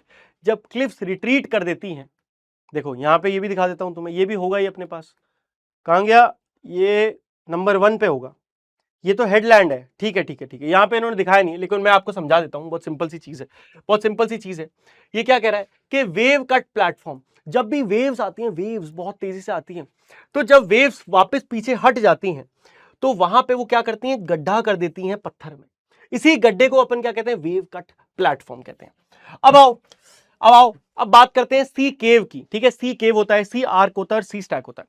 अब अपन ने इनका नाम तो पढ़ लिया, इनको हम ऐसे पढ़ रहे हैं तो हमें बड़ा कंफ्यूजन हो रहा है। आओ एक एक करके विजुअलाइज करते हैं, विजुअलाइज करेंगे तो सब याद रहेगा। यहां पे नंबर 1 पे ये जो एरिया है, ये वाला एरिया, इसे क्या कहते हैं, इसे कहते हैं हेडलैंड, हेडलैंड। नंबर 2 पे हमें दिख रहा है कि यहां पे एक पूरा गैप हो गया है, नदी ने, पानी ने क्या करा है, समुद्र ने एक ऐसा गैप बना दिया, इसे कहते हैं सी आर्क। क्या कहते हैं, सी आर्क। सी आर्क बोले तो formed when caves on opposite sides join together. तो होगा क्या, इधर से एक गुफा होगी, पीछे से भी एक गुफा होगी, दोनों ज्वाइन हो गए और इसे कह दिया सी आर्क। समझ आया, बहुत बढ़िया, समझ में आ गया। तीसरा है सी स्टैक। ये देखो, ये महाशय अकेले बचे हैं, इनके बीच का यहां का सब उड़ गया। ये देखो, ये रहा, ये महाशय अकेले खड़े हैं, ये सी स्टैक है। उसके बाद चौथे नंबर पे हाई टाइड लेवल के, भैया हाई टाइड में पानी यहां तक आता है, लो टाइड में यहां तक आता है, ठीक है। अगला देखो, ये क्या है, अपना हेडलैंड है, बता दिया मैंने तुम्हें। और उसके बाद सेकंड नंबर पे आपका सी क्लिफ है, थर्ड नंबर पे सी केव है। ये देखो, अंदर गुफा बन रही है, गुफा बन रही है, इधर गुफा बन रही है, ये सी केव है, गुफा। चौथे नंबर पे हाई टाइड का लेवल है, पांचवें नंबर पे शोर प्लेटफॉर्म, कि ये किनारा कहां तक है, यहां तक किनारा है, ये दिख रहा है, ये शोर का प्लेटफॉर्म है। और छठे नंबर पे लो टाइड के पानी कितना नीचे तक रहता है। चलो भाई, ये तो हो गया। अब हम बात करते हैं हमारा तीसरा एजेंट, जो कि है ग्लेशियर। तो दोस्तों, ग्लेशियर बोले तो बर्फ के पहाड़। ग्लेशियर्स क्या है, slow moving masses of ice. तो आइस का बहुत बड़ा पहाड़ है जो धीरे धीरे मूव भी करता है। और ये क्या करते हैं, ये लैंड शेप करते हैं थ्रू अगेन इरोजन और डिपोजिशन। सब में सेम टू सेम चीजें ही आपको लिखनी है। ये महाशय क्या क्या बनाते हैं, ये बनाते हैं you shaped valley, SERC, अरेट, hanging valley और जॉर्ड। इसको फोर्ड नहीं बोलते हैं, इसको जॉर्ड बोलते हैं, एफ जॉर्ड, ठीक है, एफ जॉर्ड, आप सिर्फ जॉर्ड बोलो इसको। अब देखो, landforms formed by glacial erosion. Glacial erosion की वजह से जो लैंडफॉर्म्स बनते हैं उनके नाम देख लो भाई, very important. Importance of glacial landform क्या है, कि हमें क्या क्या बनता है। देखो यहां पे दिख रहा है, एरिट बनता है 9 नंबर पे, ये दिख रहा है कि ये आपका जो पहाड़ का एक कोना है, दिस इज एरिट। उसके बाद ये यहां पे जो बर्फ जमी हुई है नीचे, दिस इज सर्क। और तीसरे नंबर पे ये जो पतला सा रास्ता गया, इसे कहते हैं पास। तो आपने सुना होगा हमता पास, हमता ट्रैक, सुना है ना। पास हिंदी में कहते हैं दर्रा। तो वही पास ये होता है कि जो एक पहाड़ से साइड से रास्ता जा रहा है। यहां पे आप एकदम क्लियर देख सकते हो, ये क्या है, आपका एरेट है। यहां पे जो बर्फ जमीन पे पड़ी हुई है, ये क्या है, सर्क है। और इसके साइड से जो रास्ता जा रहा है, ये क्या है, ये आपका पास है। तो हुए तीनों क्लियर विजुअलाइजेशन से। और भी देखो, सिर्फ ये नहीं है, और भी है। ये देखो, यहां पे आपको पूरा का पूरा क्या दिख रहा है, आपको पूरा का पूरा ग्लेशियर दिख रहा है। इस ग्लेशियर में नंबर 1 पे जो आपको दिख रहा है, ये एक हैंगिंग वैली है।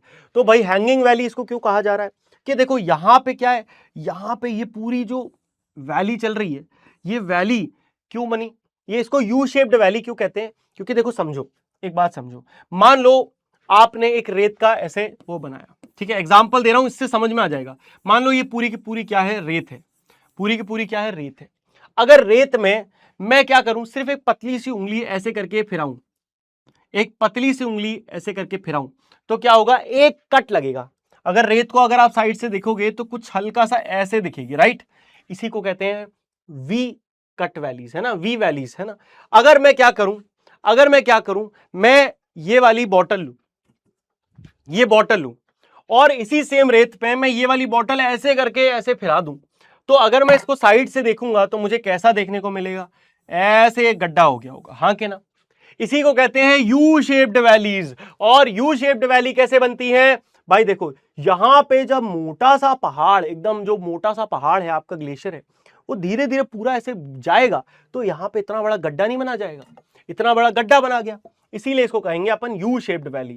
थर्ड नंबर पे ये जो दिख रहा है साइड में, ये जो साइड में है, ये पूरा का पूरा ग्लेशियर ही है, ये पूरा ग्लेशियर है, ठीक है। चलो क्लियर हुआ।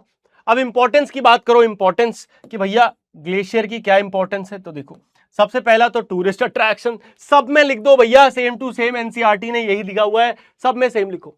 टूरिस्ट अट्रैक्शन है, सूटेबल ट्रैकिंग के लिए, स्कीइंग के लिए, माउंटेन के लिए। उसके बाद जो आपको यहाँ पे जॉर्ड्स मिलते हैं, serve as a natural harbours. Fertile glacier soil supports agriculture. Glacier are major source of fresh water. Glaciers जो होते हैं वही हमारी नदियों को जन्म देते हैं, वहीं से हमारी नदियां बनती हैं। तो फ्रेश वाटर जितना भी है सबसे ज्यादा इन्हीं से आ रहा है। लास्ट हम बात करें तो मोरेन्स, ये भी ग्लेशियर से बनते हैं। अब मोरेन क्या होता है, moraines are deposit of rocks, soil and debris left behind the melting glacier. तो भैया जब एक ग्लेशियर पिघल रहा होता है तो वो उसके साथ जो छोड़ता जाता है बीच बीच में, उसको अपन क्या कहते हैं, मोरेन कहते हैं, ठीक है। अब यहां पे अगर आप ध्यान से देखो तो बीच में ये पूरा पहाड़ छूट गया, ये क्या है, मोरेन है। यहां पे छोटा सा जो छूट गया, ये भी क्या है, मोरेन है। यहां पे ये जो आपको दिख रहा है ये पूरा पार्ट ये भी मोरेन है, और ये दिख रहा है ये इधर वाला ये भी मोरेन। तो आप पूरा का पूरा ग्लेशियर बह रहा है, इस बहने के बीच में ग्लेशियर जो छोड़ता जा रहा है, जैसे ये छोटा सा पहाड़ छोड़ दिया, इधर ये सेडिमेंट छोड़ दिया, इसी को क्या कहते हैं हम, मोरेन कहते हैं। यहां पे देखो सुप्रा ग्लेशियल मोरेन, एक मोटा सा पत्थर छूट गया तो ये क्या है, सुप्रा ग्लेशियल मोरेन। और यहां ये जो पता, इस चीज को ध्यान से देखो, पूरा विजुअलाइजेशन क्लियर होगा। जूम हो जा मेरे भाई, जादू मंतर, अरे जादू मंतर दोस्तों, जादू मंतर भी नहीं सुन रहा, बड़ा बदतमीज है। तो ये देखो ये पूरा बर्फ है, बर्फ के अंदर अभी भी सेडिमेंट्स हैं, और वो सेडिमेंट्स अभी भी अंदर अंदर मूव कर रहे हैं, और मूव कर रहे हैं इसीलिए यहां लिखा है मोरेन इन ट्रांजिट, यानी कि ये मोरेन अभी भी चल रहा है। समझ में आया? और यहां पे जब दो ग्लेशियर्स के बीच में थोड़ा सा लैंड बचता है, इसको कहते हैं मीडियल मोरेन। मीडियल मतलब बीच में डिवाइड करने वाला दोनों के। ये क्या है, ये लेटरल है, ये लेटरल है, बीच में मीडियन है, और जो इधर उधर बचे वो क्या है, ये नॉर्मल सुप्रालॉजिकल मोरेन है। ठीक है, चलो क्लियर हुआ, बहुत बढ़िया। मोरेन्स के बारे में बात कर ली है। टाइप ऑफ मोरेन का मैंने आपको बताया, लेटरल मोरेन, ये along the side of a glacier, glacier के साइड में जो इकट्ठा होंगे वो लेटरल, ग्लेशियर के साइड में, ग्लेशियर के साइड में। टर्मिनल मोरेन की बात करें, at the end of a glacier, भैया जहां पे ग्लेशियर खत्म हो रहा है, यहां पे ये सब कुछ इकट्ठा हो रहा है, ये क्या है, टर्मिनल मोरेन। क्या है, टर्मिनल। तीसरा है मीडियल मोरेन। मीडियल मोरेन मतलब जहां पे दो ग्लेशियर्स मिक्स हो रहे हैं बीच में, वो है मीडियल मोरेन। देखो क्या लिखा है, when two glacier join and their lateral moraines merge, तो इनका लेटरल मोरेन यहां मर्ज हुआ, इसका लेटरल मोरेन यहां मर्ज हुआ, तो ये बन गया मीडियल मोरेन। समझ में आया? ये तीन ही वर्ड्स अपने को पता होने चाहिए थे, तीनों क्लियर हो गए। ठीक है, अब चलो बहुत बढ़िया, टाइप्स ऑफ मोरेन हो गया। अगला टॉपिक विंड। तो दोस्तों विंड बोले तो हवा, हवा भी बड़ा इंपॉर्टेंट रोल प्ले करती है। Wind is an important agent of gradation, specially desert और ड्राई रीजन में। डेजर्ट वाले रीजन में तो हवा भैया पेड़ों तो होते ही नहीं है, पत्थरों को काट देती है वहां पे। तो it shapes land forms through erosion, transportation and deposition. सब में सेम लाइन छापनी है। आओ देखें कि इसकी वजह से क्या क्या बनता है। सबसे पहले हम बात करेंगे यारडांग की। अरे आदि भैया ये कौन सी भाषा बोल रहे हो, यारडांग? अरे ज्योग्राफी की भाषा है, समझ जाएगा। यारडांग क्या होता है, बड़ा सिंपल होता है। देखो, long narrow streamline rock ridge, ridge मतलब दरार, तो एक लंबी पतली और सीधी क्या दरार पत्थर के बीच में जब आ जाती है हवा की वजह से, तो हवा की वजह से क्या हुआ, यहां पे ये दरार बन गई। देखो यहां पे भी दिख रही है, क्या है, हवा बीच से निकल रही है, पूरा का पूरा काट के चली गई। इसे कहते हैं यारडांग। यारडांग कैसे बनता है, जब विंड क्या करती है, इरोड कर देती है बीच के सॉफ्ट पत्थर को हार्ड पत्थर से तेज। अब क्या होगा, आने वाले समय में ये वाला पत्थर भी इरोड हो जाएगा, इरोड मतलब इरोजन हो जाएगा, ये भी उड़ जाएगा, लेकिन ये बीच का सॉफ्ट था इसलिए ये पहले उड़ गया, इसीलिए बस ये साइड साइड का रह गया। इसे क्या बोलते हैं, यारडांग। अगला क्या होता है, वेंटिफैक्ट। वेंटिफैक्ट क्या होता है, रॉक्स जब पॉलिश हो जाते हैं, ये मशरूम रॉक है वैसे, लेकिन तुम देखो एकदम पॉलिश्ड है, चमक रहा है ना, इसमें एक चमक तुम्हें देखने को मिल रही है, हाँ या ना बताओ, हाँ या ना बताओ, चमक दिख रही है ना, ऐसी चमक आती है, इसे कहते हैं वेंटिफैक्ट। क्योंकि जब हवा आती है वो पॉलिश करती जाती है, पॉलिश कर देती है विंड को, विंड जो है पॉलिश कर देती है इस पत्थरों को। ठीक है, उसके बाद हम बात करेंगे डिफ्लेशन हॉलो। ये देखो, तुमने अक्सर डेजर्ट्स में देखा होगा कि यहां पे पूरा का पूरा एक बड़ा सा गड्ढा बन जाता है। बड़ा सा गड्ढा कैसे बना, इसको अपन ब्लो आउट भी कहते हैं। तो ये एक शैलो डिप्रेशन होता है जब विंड रिमूव कर देती है लूज सैंड सॉइल को। तो भैया सिंपल सी बात है, हवा आई, हवा ने इस एरिया से उड़ा के जो सैंड है उसको कहीं और डाल दिया, इसीलिए यहां गड्ढा हो गया, इसे हम कहते हैं डिफ्लेशन हॉलो। ठीक है, तो जैसे मैंने बताया, deflation created by deflation, the removal of fine particles by wind. Deflation मतलब जब छोटे छोटे पार्टिकल्स जो हैं सैंड के, वो विंड की मदद से उड़ जाते हैं, उसे कहते हैं डिफ्लेशन। अगला होता है ड्यून्स। ड्यून्स आपने बहुत देखे होंगे। ड्यून्स मतलब सिंपल सी बात है, रेत के पहाड़, रेत के छोटे छोटे पहाड़ों को हम ड्यून्स कह देते हैं। Dunes are low hills of sand formed by the deposition of sand of wind. तो भैया जो विंड है, विंड उड़ा रही है, सैंड को उड़ा रही है और कहीं छोड़ दे रही है, एकदम से जहां छोड़ा वहां पे एक पहाड़ जैसा फॉर्मेशन हो गया, जिसे हम क्या बोलते हैं, ड्यून कहते हैं। वेब सीरीज की बात नहीं कर रहा हूं, रियल लाइफ। ठीक है, अब ड्यून जो है भाई आपके तीन टाइप के हो सकते हैं, एक तो बार्कन ड्यून्स हो सकते हैं, ट्रांसवर्स और स्टार ड्यून्स। ठीक है, एक बार तीनों को बहुत इजी स्टाइल में, बहुत आसान तरीके से समझा देता हूं। तो देखो, एक होते हैं अपने बारकान ड्यून्स, एक होते हैं ट्रांसवर्स ड्यून्स और एक होते हैं स्टार ड्यून्स। तो बड़ी सिंपल सी चीज है, जैसे कई बार क्या है, अगर हवा मान लो उड़ा के 1 2 3 या 4 तरफ से हवा आ रही है और एक ही जगह पे छोड़ दिया और यहां पहाड़ बन गया, तो ये कैसा देखने में क्या लग रहा है? कुछ समझ में आ रहा है? क्या लग रहा है? स्टार लग रहा है ना। तो ये क्या हो गया आपका? स्टार ड्यून बन गया, स्टार ड्यून। ठीक है, समझ में आया? ऐसे ही अगर ट्रांसवर्स ड्यून, अगर आपका बारकन ड्यून्स हो, तो भाई जब एक तरफ को हवा लाके छोड़ दे तो आपका बारकन ड्यून्स हो गया। वैसे अपने को इसकी बहुत डिटेल में जाना नहीं है, अपने को बस पता होना चाहिए कि बारकन ड्यून्स होते हैं, ट्रांसवर्स होते हैं और स्टार होते हैं। ठीक है, 3 नाम याद रखना, BTS। ठीक है, तो BTS के जितने भी फैंस हैं भैया एक बार चैट में बता दें, बारकन, ट्रांसवर्स और स्टार, तो BTS टाइप के ड्यून्स होते हैं। यहां पे नाम आई गए, लोग आ ही गए। तो बारकन ड्यून्स कैसे होते हैं? क्रेसेंट शेप्ड होते हैं, ऐसे। ठीक है, तो यहां पे इस साइड क्या होगा? इस साइड पूरा का पूरा, यार कैसे तुम्हें विजुअलाइज, ड्राइंग आदि भैया की कैसे बनाएं, ये देखो, टुडू टुडू यहां पे, हाँ ऐसे समझ लो थोड़ा। ठीक है, तो क्या है, यहां पे गड्ढा हो गया लेकिन यहां पे पूरी की पूरी रेत है। क्या हो गया? क्रेसेंट, ऐसा शेप बन गया। उसके बाद लॉन्गिट्यूडनल ड्यून की सिंपल सी बात है, मतलब लॉन्ग, एक तरफ को पूरा का पूरा पहाड़ बन जाए, एक तरफ को पहाड़ बन जाए। पैराबोलिक, पैराबोला आपको पता है, यू शेप्ड ड्यून, यू एकदम ऐसे यू शेप्ड लंबा सा ड्यून बन जाए, ऐसा पहाड़। और स्टार ड्यून मैंने तुम्हें बता दिया, स्टार। तो ये 4 टाइप के ड्यून आपको देखने को मिल सकते हैं। Now let's talk about last agent, underground water, और इसको एक दूसरे नाम से भी जाना जाता है जिसे कहते हैं कार्स्ट टोपोग्राफी। ये क्यों कहते हैं, क्या है, आप सब समझते हैं। अंडरग्राउंड वाटर मतलब क्या हुआ? जब पानी हमारे रेन, जो रेन होती है ना, रेन के थ्रू जब पानी गिरता है वही हमारे अंडरग्राउंड जाता है, जमीन के नीचे चला जाता है। अब होता क्या है, ये जो रेन है इसमें क्या है, इसमें थोड़े थोड़े एसिडिक पार्टिकल्स हमें मिलते हैं, एसिड मिलता है, सुना होगा आपने रेन में एसिड होता है।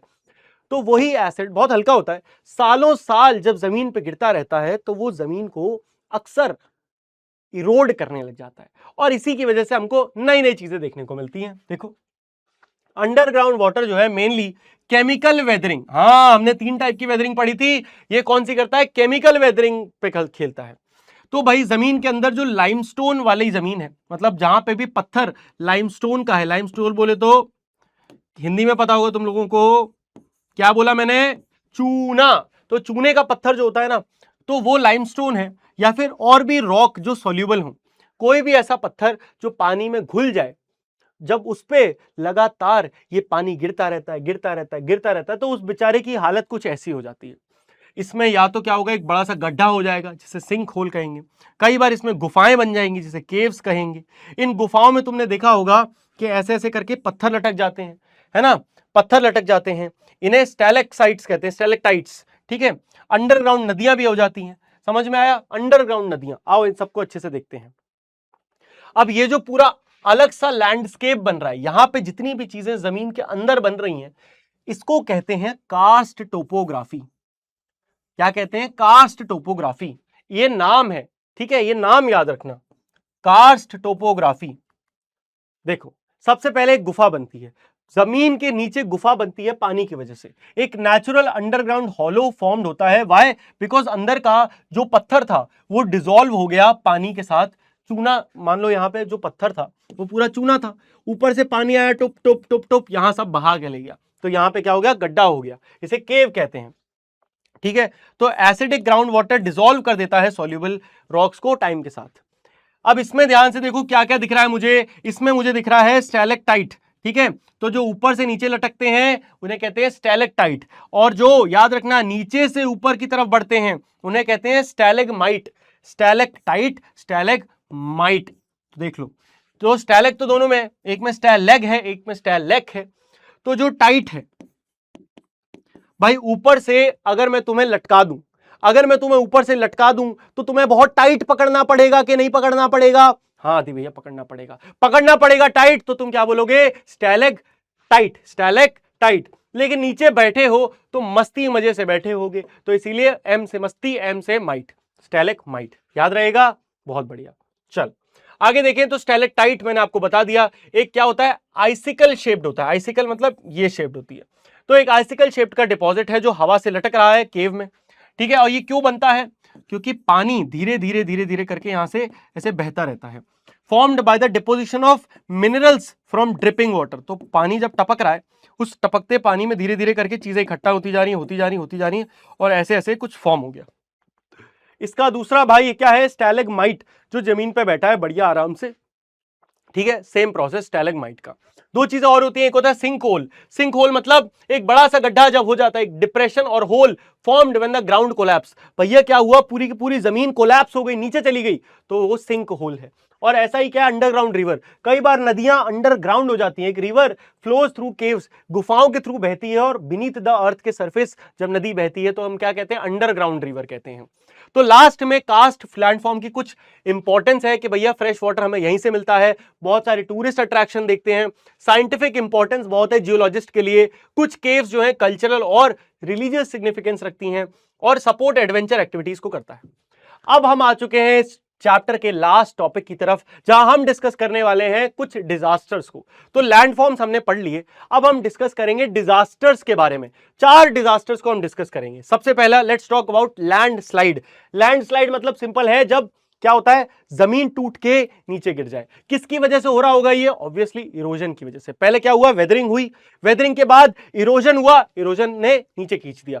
इरोजन किसकी वजह से? ग्रेविटी की वजह से भी हो सकता है ना भाई। ग्रेविटी भी क्या करती है? कई बार चीजों को नीचे खींचती है, तो इरोजन का पार्ट बन सकता है। देखो, लैंडस्लाइड क्या है? एक रैपिड मतलब बहुत तेज डाउनवर्ड मूवमेंट होगा रॉक्स का, सॉइल का और डेब्रिस का।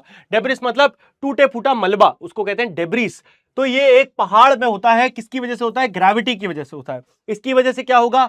बहुत लोगों की जान जा सकती है, प्रॉपर्टी का नुकसान हो सकता है, डैमेज हो सकता है, रोड्स को, रेलवे को, बिल्डिंग्स को, कई बार नदियों को ब्लॉक कर सकता है, जिसकी वजह से बाढ़ आ सकती है, और ट्रांसपोर्ट को डिसरप्ट कर देता है। देखो, रोड पे गिर गया, अब लोग आगे पीछे कैसे जाएं? नहीं जा पा रहे ना। इसके कॉजेस की बात करें तो इसके 2 टाइप के कॉजेस हैं। एक है इसके ह्यूमन कॉजेस और एक है इसके नेचुरल। ह्यूमन कॉजेस की बात करें, पहले नेचुरल की बात करते हैं। तो नेचुरल में क्या है? जब लगातार बहुत ज्यादा रेनफॉल होगी तो क्या होगा? जो मिट्टी है वो गीली हो जाएगी और वो पिघल के नीचे गिर जाएगी। दूसरा क्या है? भूकंप आ जाए, भूकंप आ जाए, वोल्केनो इरप्ट हो जाए, बहुत ही ज्यादा ढलान हो, या फिर लूज हो जाए, या बहुत ज्यादा वेदर्ड रॉक मतलब टूटा हुआ रॉक हो। ह्यूमन भी वही कम नहीं है, हम भी कम चीता नहीं है भाई। डिफॉरेस्टेशन हम करते हैं। अब उससे क्या होता है? देखो, होता क्या है, जो पेड़ होते हैं ना, पेड़ की जड़ें सॉइल को रोक के रखती हैं। हमने पेड़ काट दिए तो अब सॉइल को कोई रोकने वाला नहीं है, सॉइल बह गई।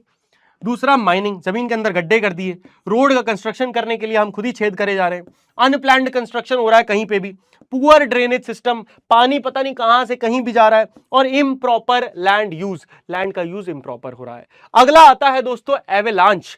एवेलांच क्या होता है? ये भी एक तरीके का लैंडस्लाइड है, यानी बस इसमें डिफरेंस क्या है? इसमें ऊपर से नीचे बर्फ आती है, सिमिलर है, बस ऊपर से नीचे बर्फ आती है। Avalanche is the sudden downhill movement of a large mass of snow on a steep mountain, एक ऐसी ढलान वाले पहाड़ पे।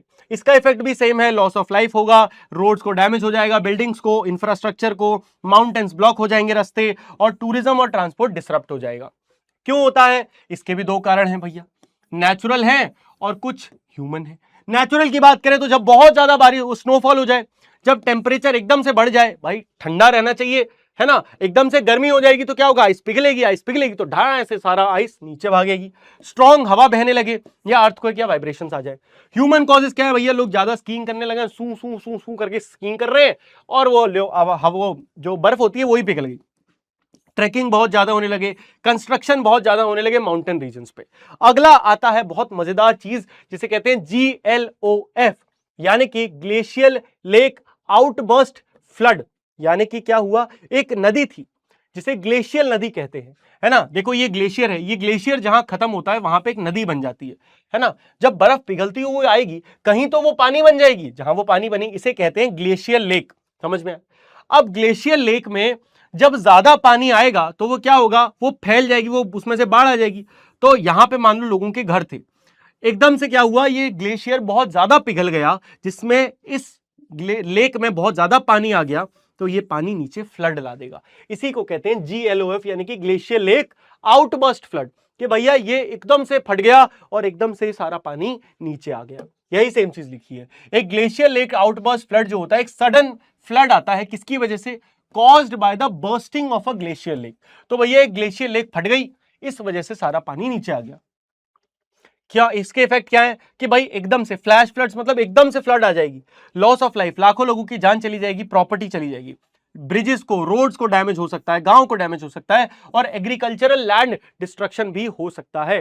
कॉजेस देखें इसके, तो भैया एकदम से बहुत ज्यादा ग्लेशियर बह जाए टेम्परेचर बढ़ने की वजह से, बहुत ज्यादा रेनफॉल हो जाए या बहुत ज्यादा स्नोफॉल हो जाए, नेचुरल आइस या मोरेन का जो डैम होता है अगर वो वीक हो जाए, अर्थक्वेक आ जाए, एवेलांच आ जाए, लैंडस्लाइड हो जाए ग्लेशियर लेक में, ये सारे ही रीजन होते हैं जिसकी वजह से GLOF हो सकता है। यहां पे हमें देखने को मिलता है कि भैया ये पूरा एक गांव था जहां पे ग्लेशियर लेक फट गई, बाढ़ आ गई और ये पूरा गांव तबाह हो गया। समझ में आया? Last topic of the day is dust storms. तो भैया डस्ट स्टॉर्म्स क्या होते हैं? यानी कि धूल का तूफान।